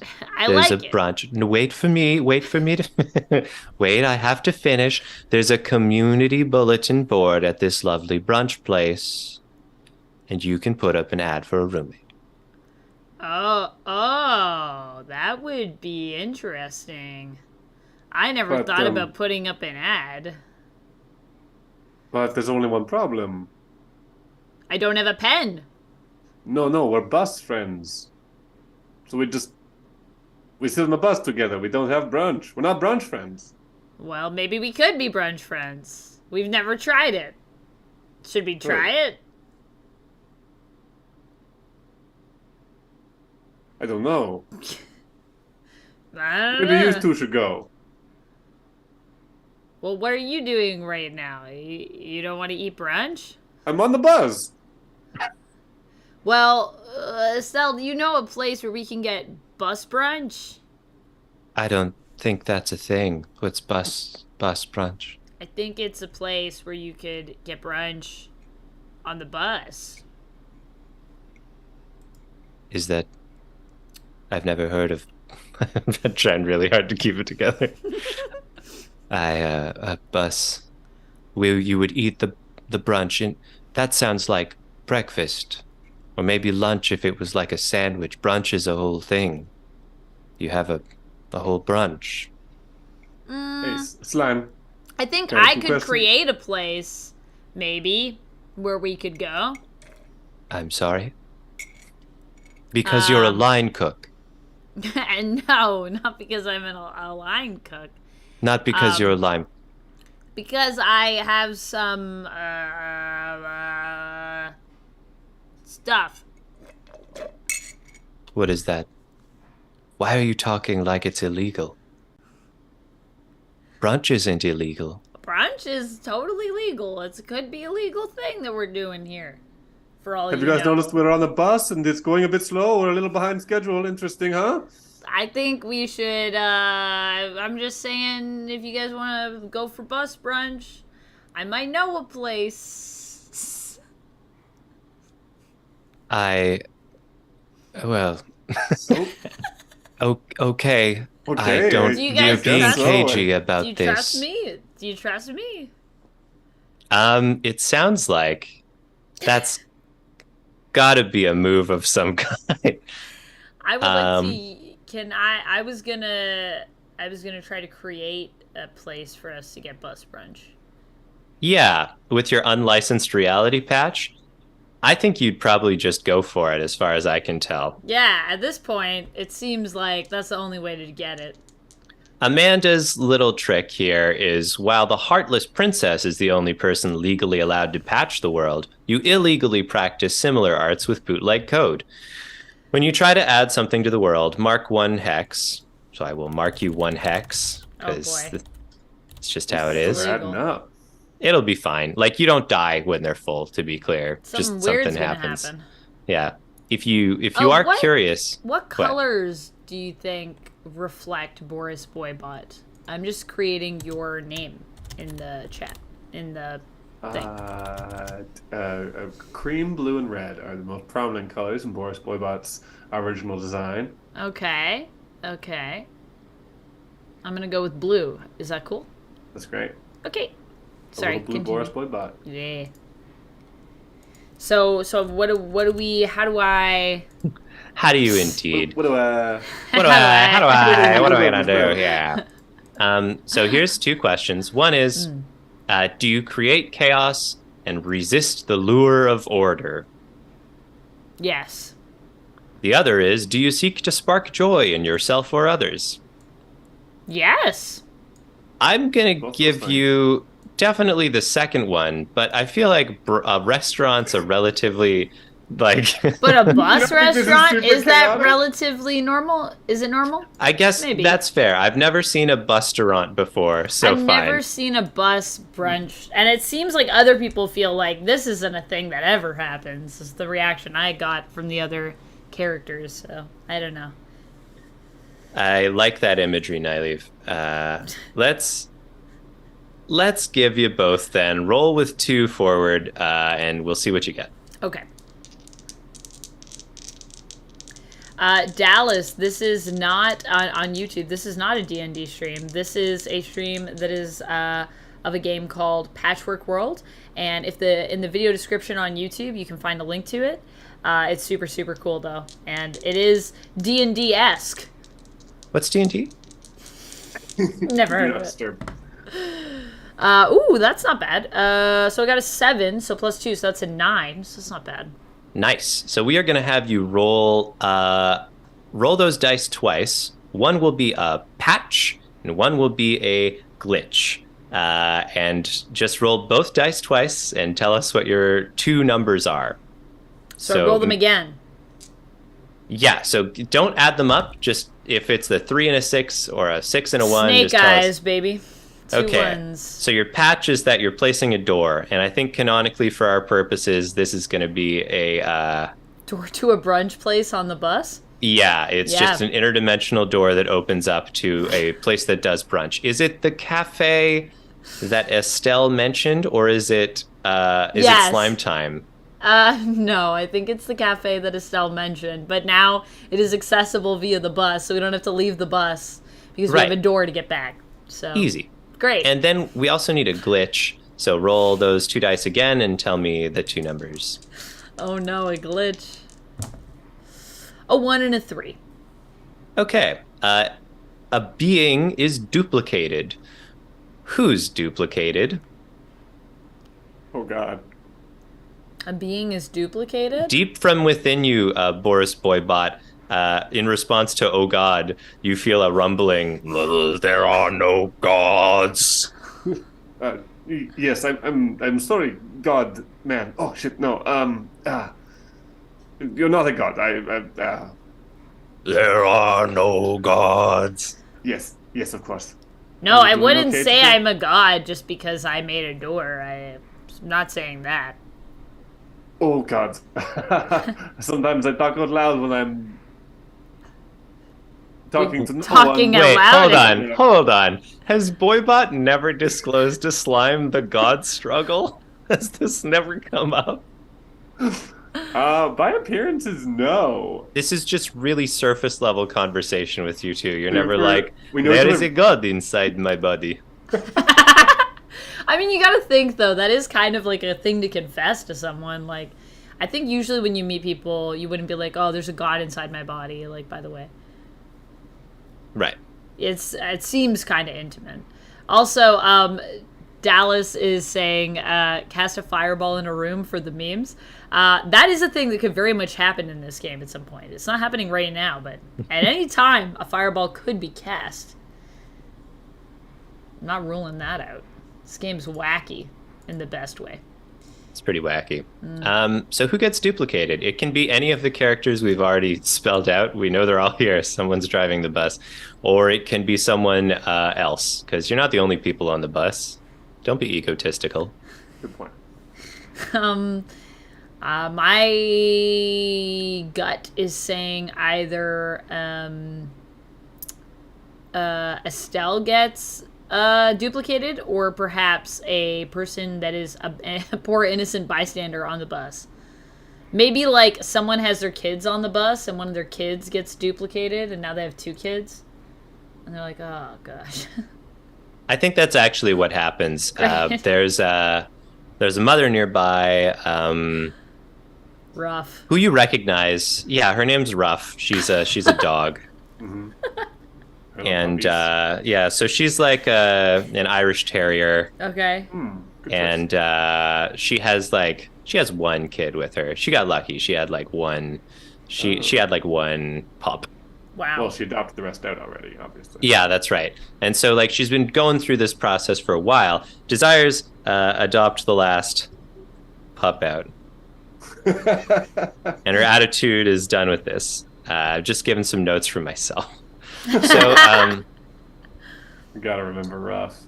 yeah, so you do this this glitch, and it creates this wonderful door to brunch, and then you hear like, oh God, oh, I got another one now. Oh dear. Oh. Did you do this, Slime? Ruff Huh? walks right up. That's all it takes to get Ruff's attention. She walks right up to you, marches over. Does she walk? Sorry, do you think she walks on all 4s like a dog, or is she bipedal? No, I think she walks on 2 feet. Yeah. Right. So she walks over, her paws on her hips. She's like, I can't believe you just gave me another pup. It's been taking me a million years just to adopt the first ones out. Irish Terriers aren't very in vogue right now, which is bad for business. This is how I make my living. Slime just is trying to sneakily point to the door to everybody else. Oh, don't leave. No, you can't leave now. You think that I can just sell this pup? There's no papers. First of all. Second of all, I don't know if it's been vaccinated. It's the same pup, but if I don't have the records, it doesn't count. And I don't know if a heartworm medication, it's a whole affair. You have to get it all in order. Oh my goodness, did you just have a third pup over there? Where did that pup come from? Slime. Run! Okay, it sounds like you are trying to daring do. When you act to avoid danger, roll with the questions. So let's ask, what are you doing first? What is the run maneuver? Is it just bolt through the door? Yeah, bolt through the door is my plan. Okay, and is our boybot going to follow? Yeah. He'll be dragged along. Yeah. Sure. Dangerous being dragged around when your body's made of porcelain. Yep. Amanda, once again, can I get you to roll dice? Actually, 2 questions first. I know the first one. Are you being flashy or impressive? No. No. You're running away. No. Second, did you say this might happen? I don't No. think so.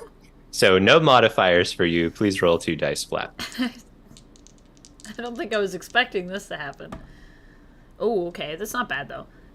7. Okay, cool. You avoid the danger, but at a cost or with a complication, and because I am the GUM, that's a technical industry term for the master of games. The gum. I'm going to choose something that happens here. I think I'm going to give you a choice. Either you and Boybot get into the brunch place just fine, or you and Boybot and Estelle get into the brunch place, but one of the pups follows you.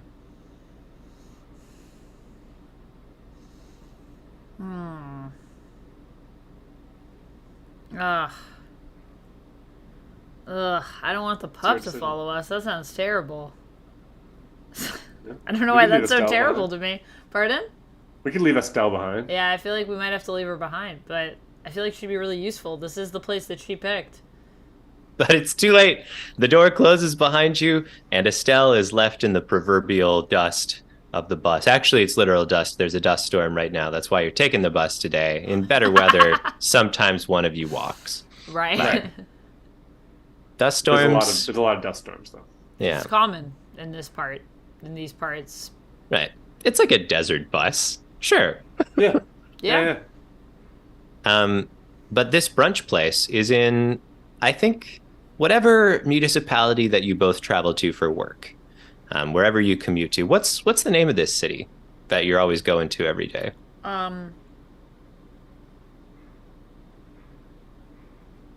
Gumdrop Drop Citadel.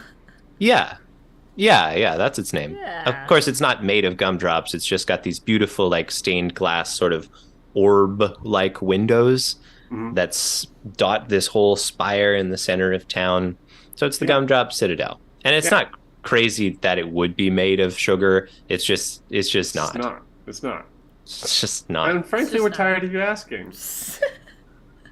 It's like, oh, are you at slime time because you're a slime? No. no. And is the Gumdrop Citadel made of candy? No. No. Stop. So stop asking Very stupid fine fucking resin. questions. Oh my gosh. It smells beautiful in here. Wow. The French toast is making my sensory organs go busy, busy, busy. Oh yeah, and wait till you have whatever that person's having. And Oh, I'll have what she's having. And Slime gestures to what appears to be a bucket that's filled with living goop.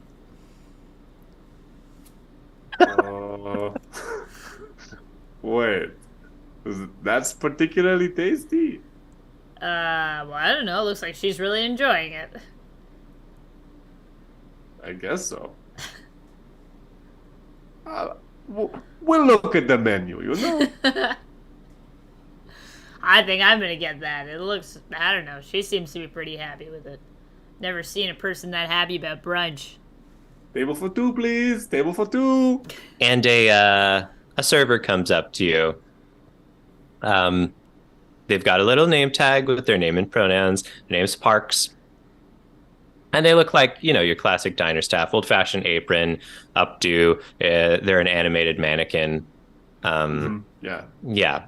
Yeah. And of course, they're your server. So they're just, kind of server chipper. Oh, hey.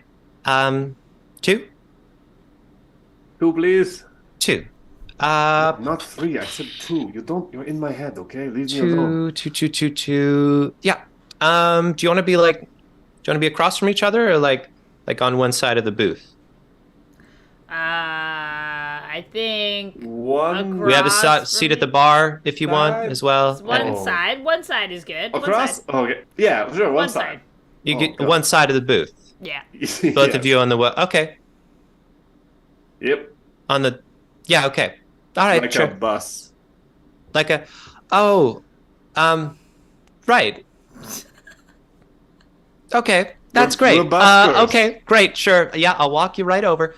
And they, they lead you over. And you sit on the same side because that's what's comfortable. Before the server goes, can I ask them something? Oh, of course, yeah. Do you have any like poles here? Sorry, poles? Yeah, like a metal pole. Just like on the bus, we have the pole usually between us. You just sit on either side. Sometimes people hold it when they're standing up on the bus. Do you have one of those? I think that this is going to trigger something called Welcome Wagon, which is one of your basic roles. When you look into a culture or on first entering an area, roll with the questions. You're going to get some answers about things. That's funny. Oh, cool. You're just looking for a poll, and I'm going to make you evaluate an area. I like it. Let's evaluate. Does your reputation precede you? Actually, I'm going to make Anthony roll for this because Anthony brought up bus, I think, in the first place. True. Yeah. Well, I was gonna say Boris Boybot used to come here in his heyday. This is where we'd have business meetings. We'd talk over a script. You'd talk about maybe working together someday. So his picture is up on the wall somewhere, but maybe has been hidden behind a potted plant at this point. Great. Yeah, that makes sense. So I would say your reputation does precede you, because there's got to be at least some old timers who are like, hey, it's Boybot. So the second question that you have to answer is, do you know and follow the cultural mores? I'm going to answer that for you. No, you asked for one side of a bench. While it was offered, I think the expectation would be that would be a thing couples do. And Parks wasn't going to assume your status. But that's not your status. And so this is hence in opposition. It's a bit weird. Yeah. I'll give you a +1 and roll your 2 dice. Am I going to roll? Or do you want to roll, Amanda? No, I'm good. I've rolled enough. And I rolled a 9 +1. Oh, hey. Yeah, that's a 10. You're going to get to ask two questions, and they're about this place. Right. Officially, here are the 4, which could be very funny given the context that you're in. Who's in control here? Who's the greatest threat? Who here would be excited to meet or receive me? And what is expected of me? Do you have any of these you'd like to ask? Yes, I would like to know who is most excited to meet or receive me. I want to know where the old timers are at. Yeah. I think there is there's like an older bartender who's going to get in around noon, and it's like 11:30 now. I think you both work the swing shift wherever you're working, both of you. Okay. I've decided that's when you're taking the bus. It's not the morning commute. It's the late morning commute. Yeah, that makes sense to me. So there's like a bartender who will be here soon, who will be just like thrilled. This Boybot. Everybody loves Boybot. And do I know him from back in the day? Like I even know when he comes in. Yeah, you do know that he will be here. Actually, how many minutes until he'll get in? You know 17. this. 17. Yeah, but his work doesn't start for 20 because it takes him 3 minutes to get his station set up. And of course, Kurt, I want to ask you, who was the greatest threat? I knew you were going to do this to me. I think the At this greatest brunch threat, place. the greatest threat is the tuna melt, because nobody ever orders the tuna, and that's just going to mess up your insides. That's going to go with the ceramics for sure. Every restaurant has a couple things on the menu that if you don't see them in any other dish, you shouldn't order it, because it's wise, Kurt. because so it's not getting true. used, right? It's a real rancher panini, Anthony. Anyway, so that's your scene. But we flash back into the present with Parks, and they're like, I could bring out sure, hold on. And then Parks walks over. Parks wants tips, right? So Parks walks over to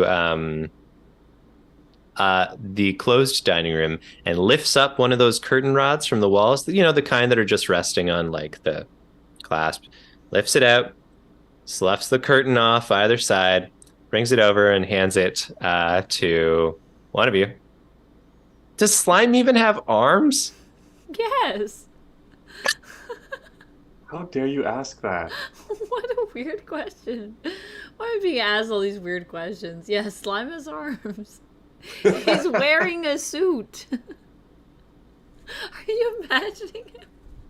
Are you imagining him in a suit where there's no arm? He has arms on the suit, but they're not filled. No, it's just like a puddle, and you've got I don't know, a person without arms can wear a suit. I mean, that's true, but like, I'm just trying to imagine what you're imagining in your mind of just slime with these like a arms on his blob, suit like that he a doesn't choo-choo need. from Zelda wearing a suit. I don't know. Yes, Oh my God. He has arms and hands. Oh, the way you answered like it was the most obvious thing in the world. Because in my mental picture, it was very obvious to me, I guess. I don't know what his legs are like, though. That, I'm not sure about. I don't think he has legs, maybe. It's funny because there was a question I could have asked you during character generation. What does slime look like? And I didn't. I was like, I think I get the idea here. I mean, but I love that we had two perhaps different mental images of what slime's body is like, which just goes to show about how there's really no right or wrong answer in a story. You can be a slime with arms or not. Hey, you decide. A lesson for us all. Let's all just take that as a +1 going forward. I like Not it. you. Oh. You out there. The world. Anyway. Okay, great. Slime has arms and takes the curtain pole. Not that you're closely associated with curtains or anything. Thank you very much. It's like my cousin. I'm a ceramic Lithuanian. It's a metal pole. Oh! They laugh at your, not great joke. Fully invested. Thank you. Do you look kind of familiar?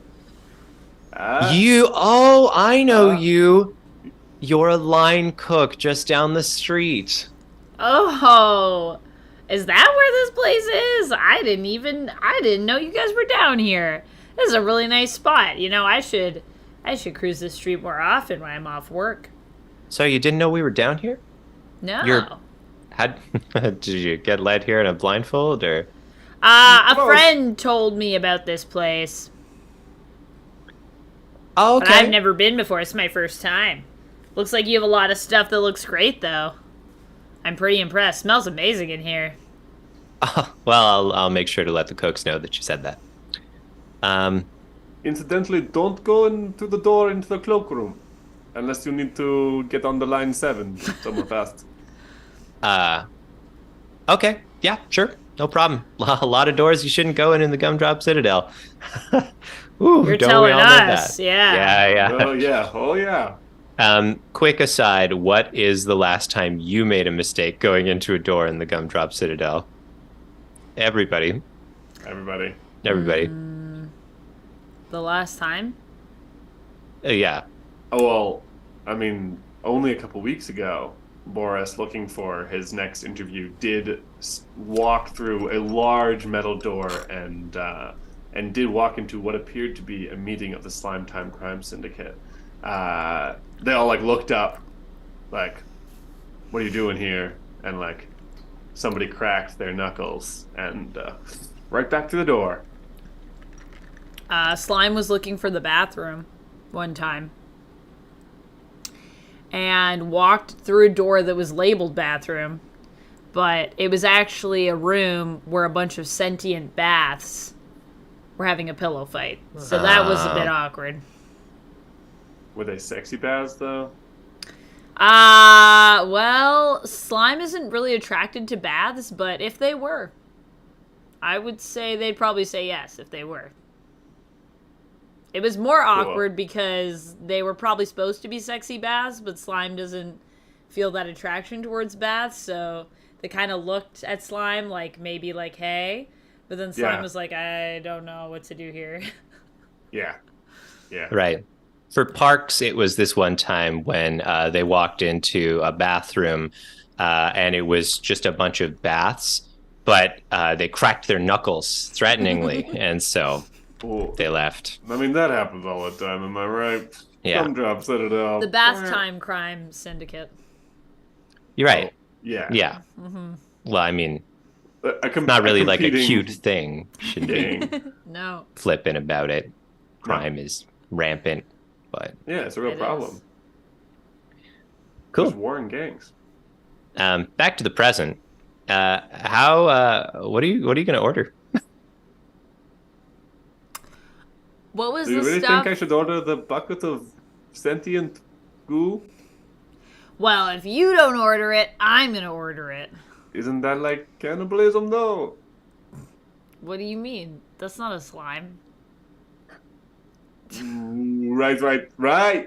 I was joking. That clearly is a black goo and less viscous than you, so it's different, right? Yeah, it's totally different. Yep, I knew that. All right. How about you order it? I'll get them Italian toast. And Parks peeks their head around the corner. Hey, you two lovebirds looking to order? Bus birds, please. Yeah, we prefer. Oh bus my rides. gosh, I'm so sorry. Yeah. It happens all the time, right? Different people. You never know in the Gumdrop Citadel. That's what they always say. I'm gonna lose my tip. Okay. Sorry. Italian what? toast and slime bucket. Yeah? Yeah. Well, not a slime bucket. I don't know if that's slime, but Goo bucket. what Sorry. that lady over there is having. Oh, she brought that. Oh, you can bring your own food in here? Well, no, but she's pretty high up in the Slime Time Crime Syndicate, so I can't really do anything. Sorry, I know that's awkward. It's like, oh, what are they eating? Oh, I want some of that. And then I have to be like, oh, it's the mafia. That is awkward. That's not your fault, though. I think I'll just have this. What about that tuna melt? That looks good. No. Yeah. No, Yeah, sure. I aren't have you to allergic just. to tuna? Allergic to tuna? I don't know. Am I allergic to tuna? Yes. Oh, I can- sorry. I'm allergic to tuna, so I can't have that. I can just have them make it with the only melt, no tuna. Oh, that would be great. Do you think that's good? Am I allergic to melt? Huh. I don't think so. All right. Just a melt then, please. Hold Sure. the tuna. Yeah, no problem. Okay, so Parks steps aside. How close are we to the bartender's arrival, by the way? 4 minutes. They're gonna walk. Yeah, they're gonna be in the door very soon. Very soon. Okay. Park sort of fiddles around in the back, comes out with the Italian toast first because it's technically an appetizer. And they still think maybe you two are planning on splitting everything. And that weird coded conversation was just like, oh, I don't want to share that. Can you get something else? Oh my gosh. And so out comes the Italian toast, and it's like one plate with the Italian toast and then two little like side plates that they actually place in front of each of you. I don't they don't get the hint. I don't understand. We're not together. Well, yeah, sorry, but did if you you want want Oh. Sorry, Hunt, sorry, I just so I'm here, I'm not. Classic server thing, right? I was just going to ask if you wanted a fork or chopsticks for this. I would like some chopsticks, please. Chopsticks, thank you. Sure. Yeah. No problem. Be right back. 2 shakes. Gosh, they're always here, am I right? Whew. I mean, they're very attentive with their service, indeed. I would say... Hey, no, go ahead. No, you go ahead. I was just gonna say, if you want to share, we could share if you want. Oh, yeah. I love sharing. I don't know if you're being sarcastic. It sounds like one of you is doing a stare into eyes, not your own move right now. So can I get whoever is more interested in deepening your bus bond to make a roll on this for me? Okay, well, I mean, I think Boris is trying to deepen the bond. I could see that maybe Slime is trying to figure out whether Boris actually wants to share food. But maybe you're asking about the first thing. I think we're both trying to deepen the bond in different ways. Okay. Yeah, I mean, what do you think, Gum? I think you might be more aware of your desire to deepen the bond, whereas Slime might be a little bit more standoffish about it, I guess. Right. Okay. Right. Have you made yourself vulnerable for Boybot? I mean, almost. Almost. Do you know something important about Slime? Hey, good question. I don't think so, actually. That's not really the angle of this. I'll give you 1 for vulnerable because you did agree to come here. Sure. Sort of. Cool. It feels vulnerable to you, I think. Yeah. I think this is a bit strange. Definitely feels like he's moved outside of his normal rhythm, and it's like it's changing something inside of him. That +1 is crucial. I've rolled a 6 + 1 is a 7. That is crucial. So this time I'm going to have you ask 1 and I will ask you 1. Technically, you get to choose, I guess. So you could take a stress and ask 2 and I ask you 1, whatever. There's this list of questions just underneath it there.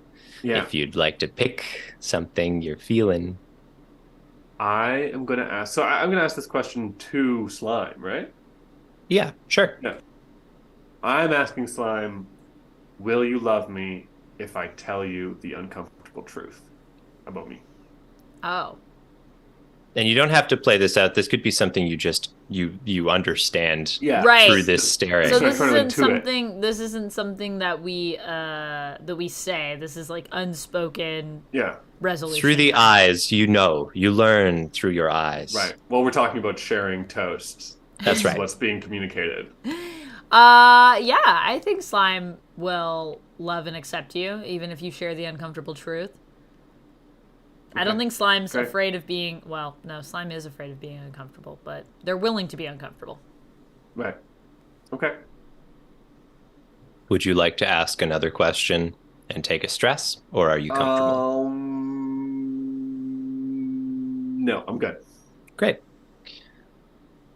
Oh, by the way, Amanda failed a roll at one point, which also gets her an experience. This doesn't matter for our game, but I'm going to do it anyway, just so you know. If you fail a roll, you get an experience. Lucky and then you. Later you could like level up your character and stuff?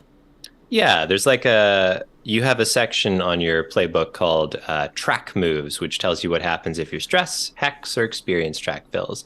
Basically, you'd get a new move or a new tag or something like that. We're not going too deep into Mechanics Town over here, But I will tell you, actually, while we're doing this, each of you have 2 personal tags, you might have noticed. At any point during the session, you could choose to lose on purpose a roll, treating it as a 6 and gain an experience, or win a roll, treating it as a 10, based on your tags. Anthony's character having boring force field and made of porcelain, and Slime's being wearing a business suit and oozy slimy. Just throwing some mechanics out there. It does say all that on your little sheet, but if you feel like playing with the rules the game gave us, you can do it.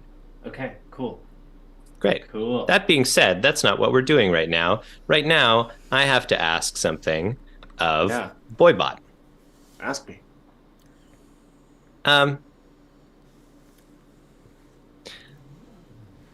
See, it's interesting because the way they're phrased, it does feel like I'm asking you these things. I think functionally, I want Slime to understand the answer to, can I hold you? When you say functionally, do you mean practically? Like... I mean, from this stare, you're going to come away with, I can be open with Slime about my uncomfortable truth. And Slime's going to come away with the vibe of whether or not you're up for being held. Yeah. The answer to that question is yes, but gentle, please. Okay, great. We'll put that in our back pocket and we'll move forward. All right. Good to know. So, as this long moment staring into each other's should we share eyes passes, Harks comes back with the chopsticks, lays one down in front of each of you. How did you interpret the grammar of that sentence? Fucking Parks. Classic Parks giving each person one chopstick. It's how it's done. The chopstick's only popular here because of the Citadel. It's a tribute of sorts. Thank you. I'll be right back with that melt. So, yeah. Thank you. Sorry, I just got distracted. The bartender should be here by now. And oh, there he is. Nick. Hey, Nick. And then Parks walks over to the back. Momentarily distracted by Nick, Boris is caught in this moment. Right.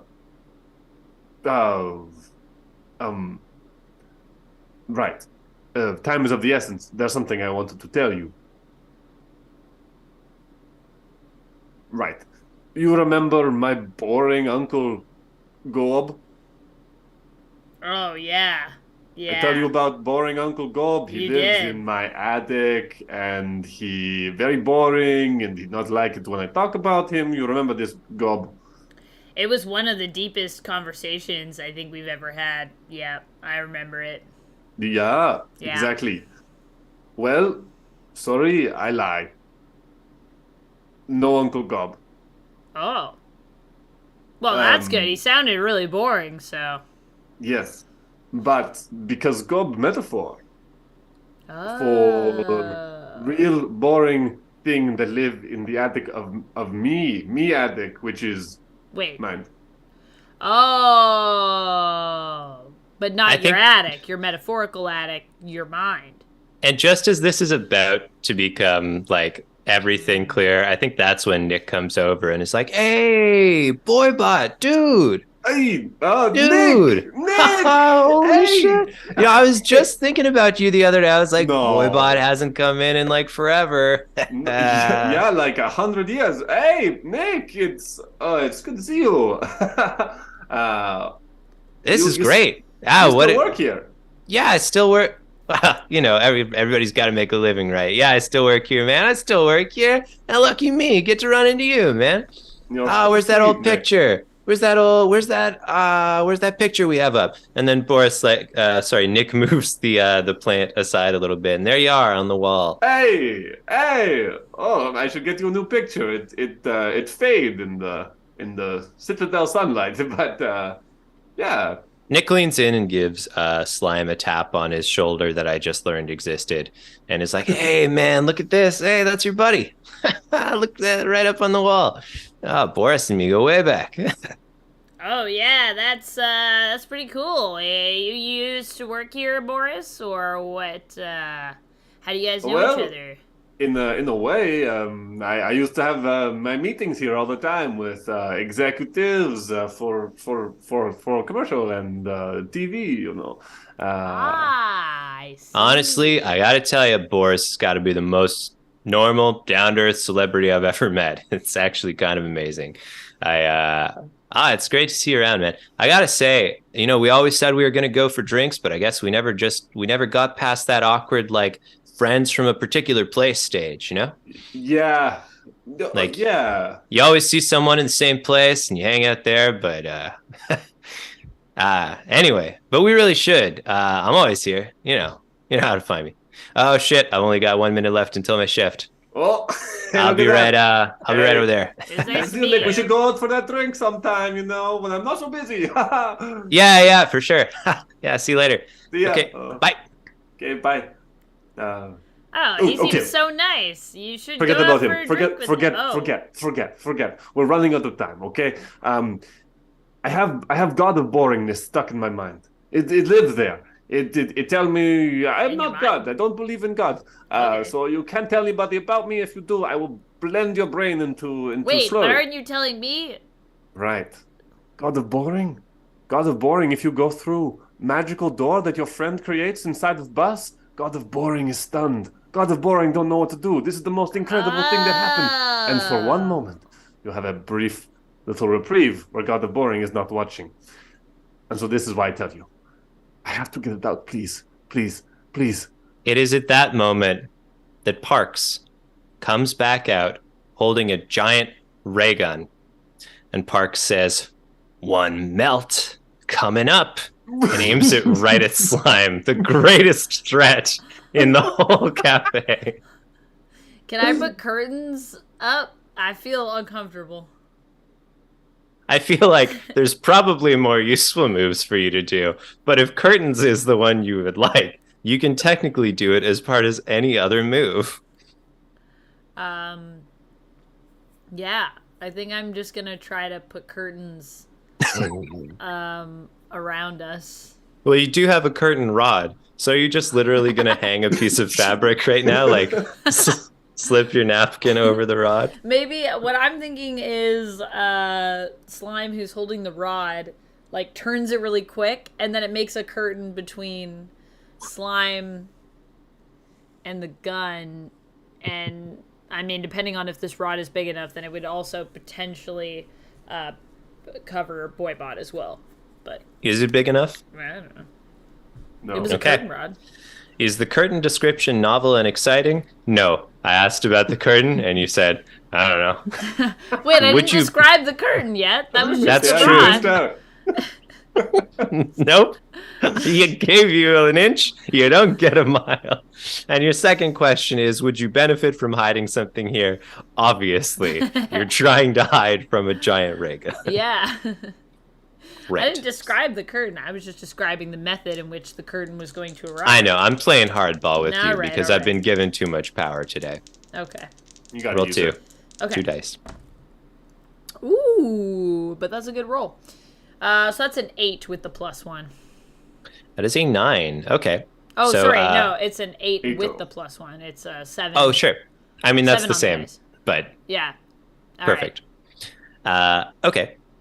So the curtain will dissolve into mist in 30 seconds, and you may choose one of the following. Someone is blinded or their movement is stymied. Someone is impressed with your decor, or the temperature in the immediate area drops by 10 degrees. I feel like someone being blinded is probably a good idea. Right. Okay. So a lead curtain plummets down from the bar that you hold up. Great. And the ray gun is fired and blinds Parks in their mannequin eyes. And as Parks goes, oh God, you ordered this. You have probably a little bit of time to make your getaway if you intend to do so. Yeah, I think let's get out of here. Um, let's make a break for it. I think this whole place is probably run by the Slime Crime Syndicate. Let's go. Let's get out. Let's go down the street. I'm gonna create. So yeah, No, please, yeah. I'm gonna create a distraction by becoming cats. Sure. Yeah, just to. It's hard to chase you if you are multiple cats. You know, It's true. It is hard to chase multiple cats. chasing a single cat sucks. It is challenging. So when I become wrong. cats, I have to roll 1d6 cats to see how many cats I am, I suppose. Yeah, seems so. All right. I'm gonna roll a d6 here. I have rolled a 6. Wow. Maximum cats. When you burst into, in this case, 6 cats, can you roll 2 dice for me, please, as well? I can absolutely do that. I have rolled a 5. Okay. We'll mark an experience for you because that is a failed roll. That's a fail. 1 cat gains independent sentience and must be befriended before you can meld back into your original body. You could change this. Mm-hmm. I'm gonna use my boring force field here. Okay. To as a benefit, and all the cats, insanely boring. Just remarkably boring, non-dramatic cats that will get along with each other. Great. So you burst into 6 cats, and this is a full success. So you retain control of all the cats, and each can act individually. You are now 6 cats until the time when you decide not to be, which is great because out of a nearby metal door on the wall, a bunch of slimes, some with arms, some without them, some with legs, some without them, come rushing out, each one bearing a laser gun. Oh my gosh. This is great. I deploy my cats. 1 cat goes and twists up the legs of the leader, while another cat goes and steals the sentient goo pot off of the table of the woman that we noticed earlier. A 3rd cat knocks over the potted plant that is blocking my picture, the motherfuckers. The 4th cat heads straight for the door, holding it open for the others to make their escape. The 5th cat cuddles Slime. And the 6th cat does tip Parks because we have to respect our service workers. Resolving them in inverse order, Parks says, Christ, okay, thanks. I've had worse customers. Slime. Picks We up already know the Slime cat accepts. and accepts the cuddles. We've seen this. It's been foretold in your eyes. Bucket of goop, sure. But the critical thing, I guess, is whether or not you manage to trip up the Mafia. And I'm going to say that triggers a wound move. When you strike out with the intent to cause harm, roll with the questions. 1, are you defending yourself? Yeah. I would say yeah. Yeah, I'd say so. 2, have you witnessed them acting unjustly? And if you have, please tell me of your last run-in with the Slime Time Crime Syndicate. Well, I didn't tell you the whole story about the time that I wandered through that door and saw the Slime Time Crime Syndicate up to no good. You see, they weren't just having a meeting. They were torturing somebody, interrogating them in the corner, and that's why they were particularly unpleased to see me there. Who were they interrogating? Wow. Was it not Nick himself, the bartender? They were. I think that's enough. Get your +2 and make your roll. Okay. Good luck. Thank you. This all depends on this cat. Oh no, I rolled a 4. +2 goes to a 6.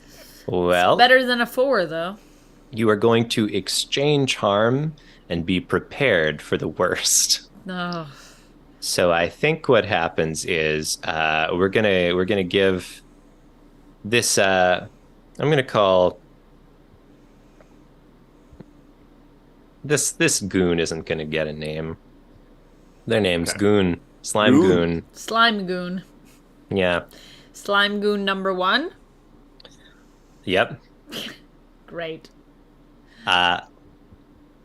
Slime Goon has 3 stress, and you just marked off one of them. I think what happens is where mechanics?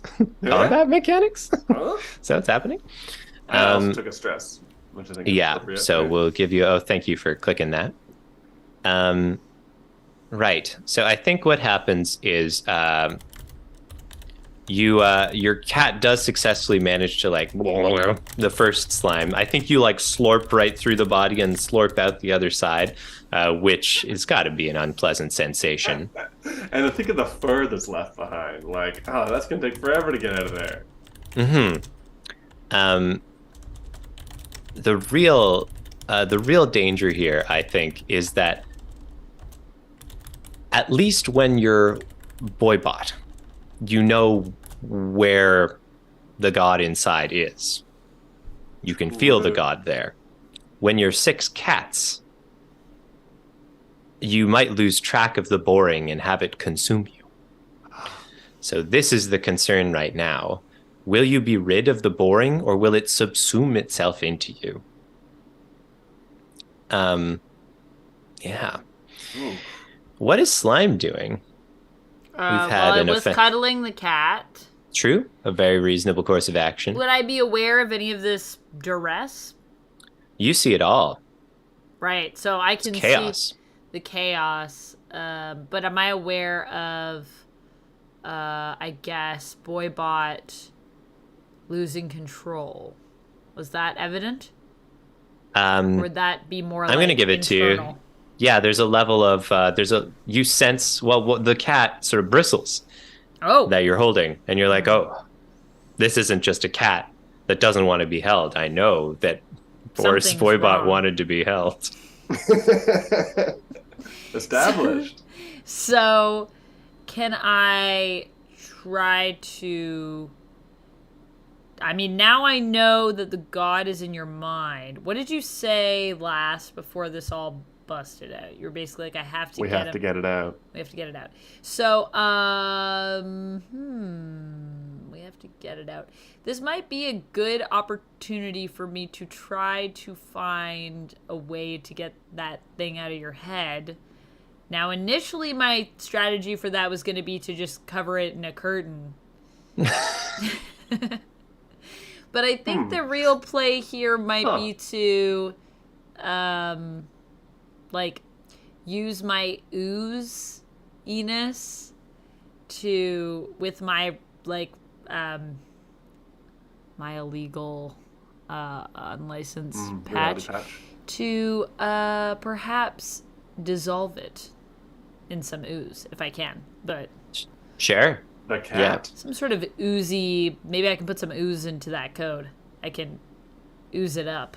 Now, what are we trying to accomplish with this? Just so I'm totally clear what the intended course of action is. Basically to trap it in ooze and then make it basically stuck somewhere. Trap God in ooze. Trap God in ooze. Sure. Yeah. Classic move. Classic. I think we know what you're going to roll. If you're going to be cashing in on your personal tag, sure. You're using your benefit and you get an automatic success. So, please roll 2 dice. I don't think the suit can help me in this regard. This doesn't seem like a job for my suit. You haven't used your... I haven't used my suit tag yet. Yeah. You ooze your body into reality itself, warping around this tenuous fabric of the Patchwork World, and then you cause the following to happen.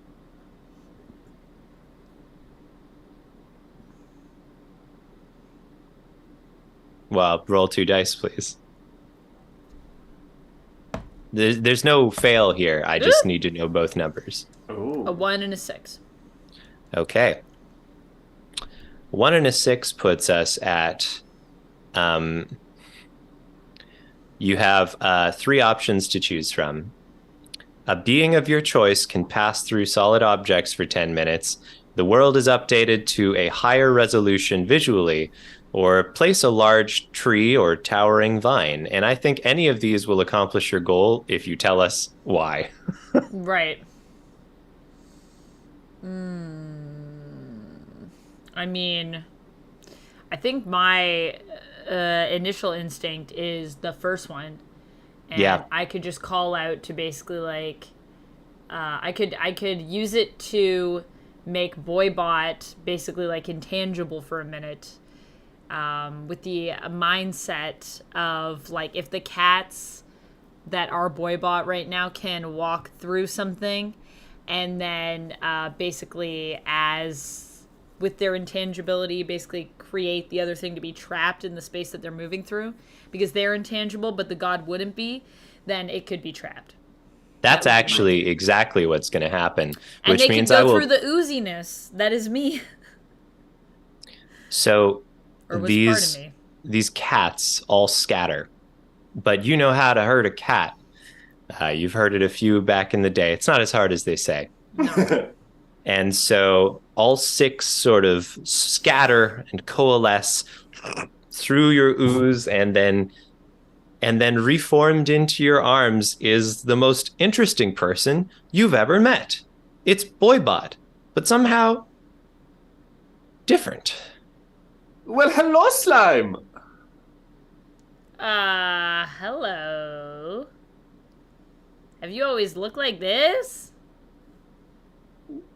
Yes, it's the same old me, minus a couple cracks. Well.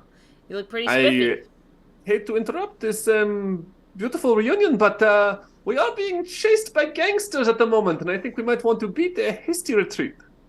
Yeah, that might be a good idea.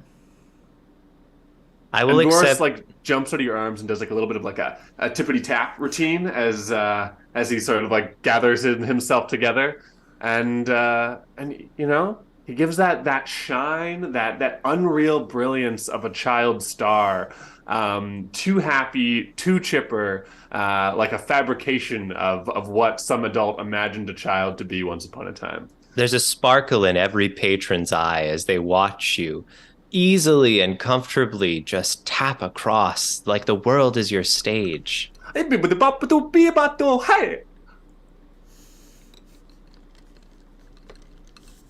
think all I want to know is how you're acting to avoid danger. It sounds like you're tapping your way out of here. Am I wrong? Yeah, I'm wondering if we're getting shot lasers at us, because in that case, I am doing a sick dance routine to try to like Right. dance Black. between the laser strikes. But if not, then I think we're just skedaddling, you know? Yeah, no, I think that's exactly what's happening. It's like almost like a coordinated light show. It's somewhere between when a magician has daggers thrown. Well, I guess they're not magicians, whatever. The dagger throwing acts and like one of those like spy scene dodging lasers things. It's somewhere, it's the average of those two activities, and it's happening startlingly quickly. Slime, can I pull you into the dance? Like, you know, like grab your hand, spin you around. Your hand that we just I recently think Slime established. would be down for that. I think Slime is like also just like amazed by the magic of the moment, so I feel like they'd be pretty easily swept up in it. In Sweet. the dance. So I think this is like a daring do. This strikes thing. me as a daring do move. I'm going to give you flashy or impressive easily. And I think also you said this might happen because you said that you're being suppressed by the will of a boring god. You did. It was a natural conclusion that you would be the most interesting person without them. So 2 dice Of course. plus 2 Plus modifier. 2. Here we go. We're All right. rolling. We've rolled a 7 plus We're 2 is a rolling. 9. Cool. So you avoid the danger, but at a cost or complication. I think the only complication I want for you is that just for better or for worse, this little adventure will forever change you from best friends into something different. That's a complication. That's a real complication. Yeah. And so you as this perfect dance maneuvers you through and between and beyond. You hurtle through the secret cloakroom door that just closes right behind you, and you're back on the 7. I do like a big like spin and dip as we go through the door, like dipping your slimy splooge over my arm. Wow, that was wild. I didn't know you could move like that. And I have never had a dancer as wonderful as you. You're so flexible. Oh, thank you. I do stretch every morning. Oh, that makes a lot of sense. Estelle is still on the bus and is just crying tears of joy having witnessed your incredible dance. My dear Estelle. I did not know you could dance like this. Yes, I haven't been feeling myself recently. Ever since you met me, I've been just a little dull, I think. I will tribute my next performance into you when I turn into a true butterfly. And I will tribute every one of my performances in the future to you, Estelle, because if it was not for you, we would never have gone to brunch. Am I right, Slime? That's you true. You went to brunch without me? And I think that's where we'll close the scene and the game, which means all we're going to do now is a little epilogue. What do you think happens to your characters after this course of events we went through today? I think Slime goes to the ballet.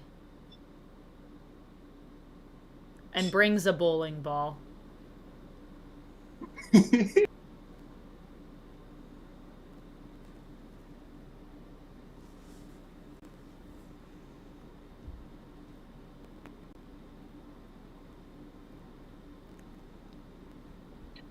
Sorry, are you guys talking to me? Yeah. Sorry, I couldn't hear you because my speakers kept cutting out. I was like, what is everyone saying? They look so endearing. Can Boris come with you to the ballet as, well, either your friend or your date? And I wanted to know what you thought. I think that Boris coming to the ballet as my friend would be really nice. Excellent. We go together. I feel like people probably think we're on a date, though, because that seems to be the always recurring do. theme Yeah. of our You relationship. didn't know this about Boris, but he actually has multiple pieces of ceramic that he can attach to his outside. And so he actually puts on his dress ceramic for you, which has like little pictures of boys in blue bonnets dancing and following each other around. I love it. And he looks quite dashing in his fine ceramic. Slime wears their suit because that's all he has. Slime always wears their suit. Yeah. I think that it's just hit the tabloids that morning that Boris Boybot, that guy from the non-profit commercials about donating plastic shells to snails, is back with his own variety show, which is going to be airing on Rift Cable, starting the fall, and I think eyes are on us as we go to the ballet as Boris takes his place among the glitterati once again. There it is, folks. Guess that's our story. I think that's the story. Wait. We've got one final thing. What? Yeah. You got to ask me something. It's true. Yeah, I think at the ballet, Slime does ask Boris and says that, and confesses that the reason they hadn't put up any ads wasn't because they didn't think of it, but was more because they were nervous about rooming with someone they didn't know. And they work a lot, but they really like Boris, so they were hoping that they would be their roommate. What does Boris say? I've been waiting for you to ask me for so many months. What could be better to live with but a fellow busker? Am I right? That's so cute. I feel like that's a perfect place to leave this epilogue. Yeah, that's our It's so story for cute. sure. Bus Cute. friends forever. Best friends forever. Oh my gosh. Well, folks, thank you for Kurt, joining us tonight. What about Kurt, Kurt? thank you for GMing. Thank you for creating this game for This us. is so much fun. Thank you also to Aaron King for creating this game for us in a much 100%. more grander larger sense. Yeah, true. Thank you, But Aaron. yeah, I run sessions sometimes. I feel It's, like we should play it again. No one's surprised, Amanda. I don't know if this is a joke that has happened on stream, but certainly after we end every stream, Amanda definitely says, I want to play that one again.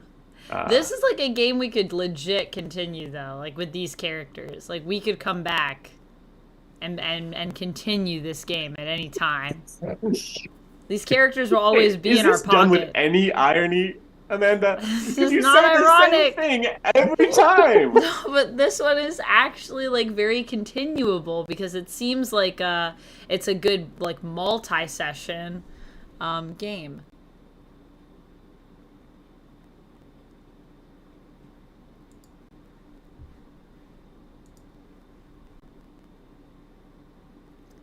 I can't hear what you guys are saying because my speakers keep going in and out again. Hold on. Oh boy. How long are they going to do this for? They're on a loop, man. Hold on a second. Oh gosh.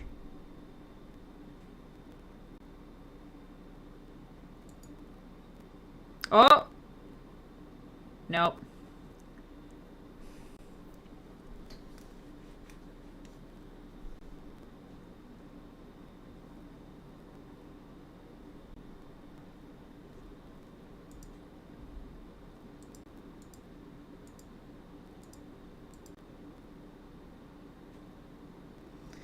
Oh boy.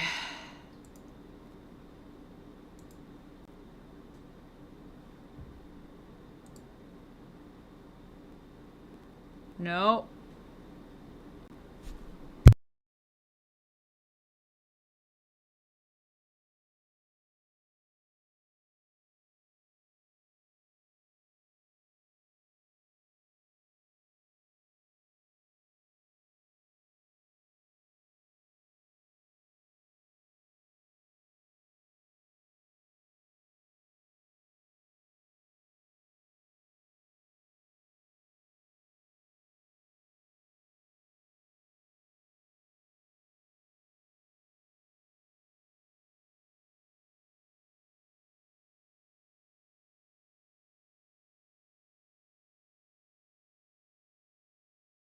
I appreciate that because I wasn't looking at the chat. I need good Michael updates. Haha, we are back. I'm sorry. Oh my gosh, I don't know why. I think it's maybe just that my cable is like a little loose. I just took it out and then put it back in a little bit. Now it seems to be good. But nobody could hear us No, while that was because happening. the speakers that I use, my speakers are also the audio for Streamlabs. Right? That's how I record your guys' audio is through my speakers. So if it's disconnected, it doesn't work. Yeah, 'cause All it's Anthony and I were source. really saying was that it marked if you couldn't hear anything anyway, what a reasonable time to transition to the end of stream. But we were also making fun of you for always saying that you should play the game again. No, but I'm just saying this one is literally made to do, like, I can see how it's like a multi-session game. Basically, what the theme seems to be here is that Amanda likes to do campaigns and likes to do multiple sessions.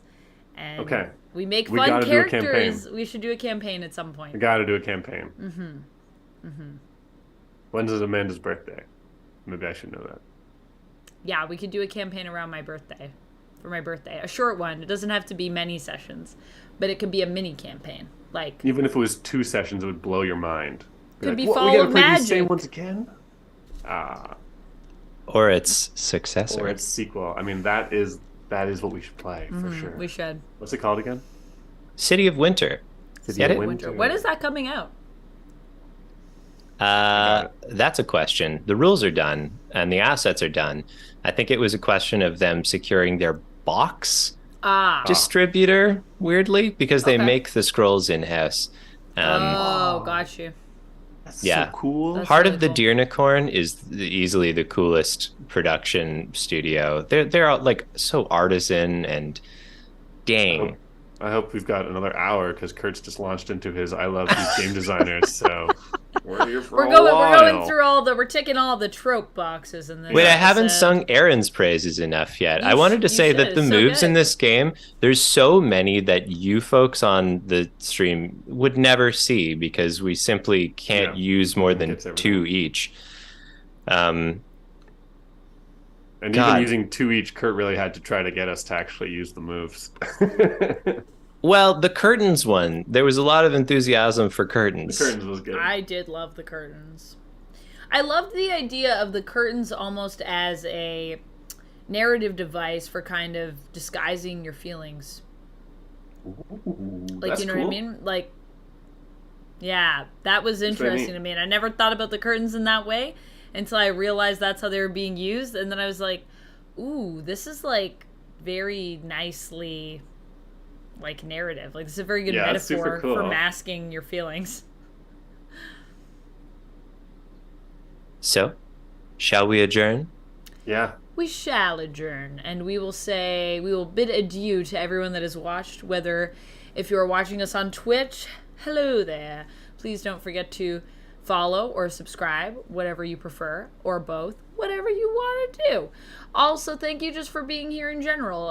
If you would like to support my stream, you can do so through subs, or I also accept donations. And I also have a wish list on Throne and on Amazon, so you can check it out. Also, if you're watching on YouTube, you can do that subscribe thing, or click like, or comment. Let us know what you thought. Or if Ring there's that bell to get the notifications. Punch that bell. And yeah, let us know what you thought of this game. Did you like it? There's also in the video description, if you guys want to play this game, it is there.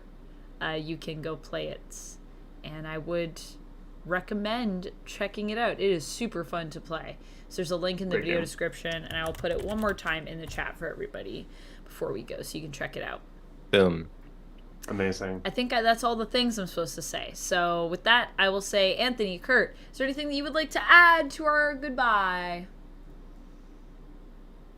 No, that was great. Good That job. was so fun. All Thank right. you, everyone. That Yeah, was great. thank you so much for watching.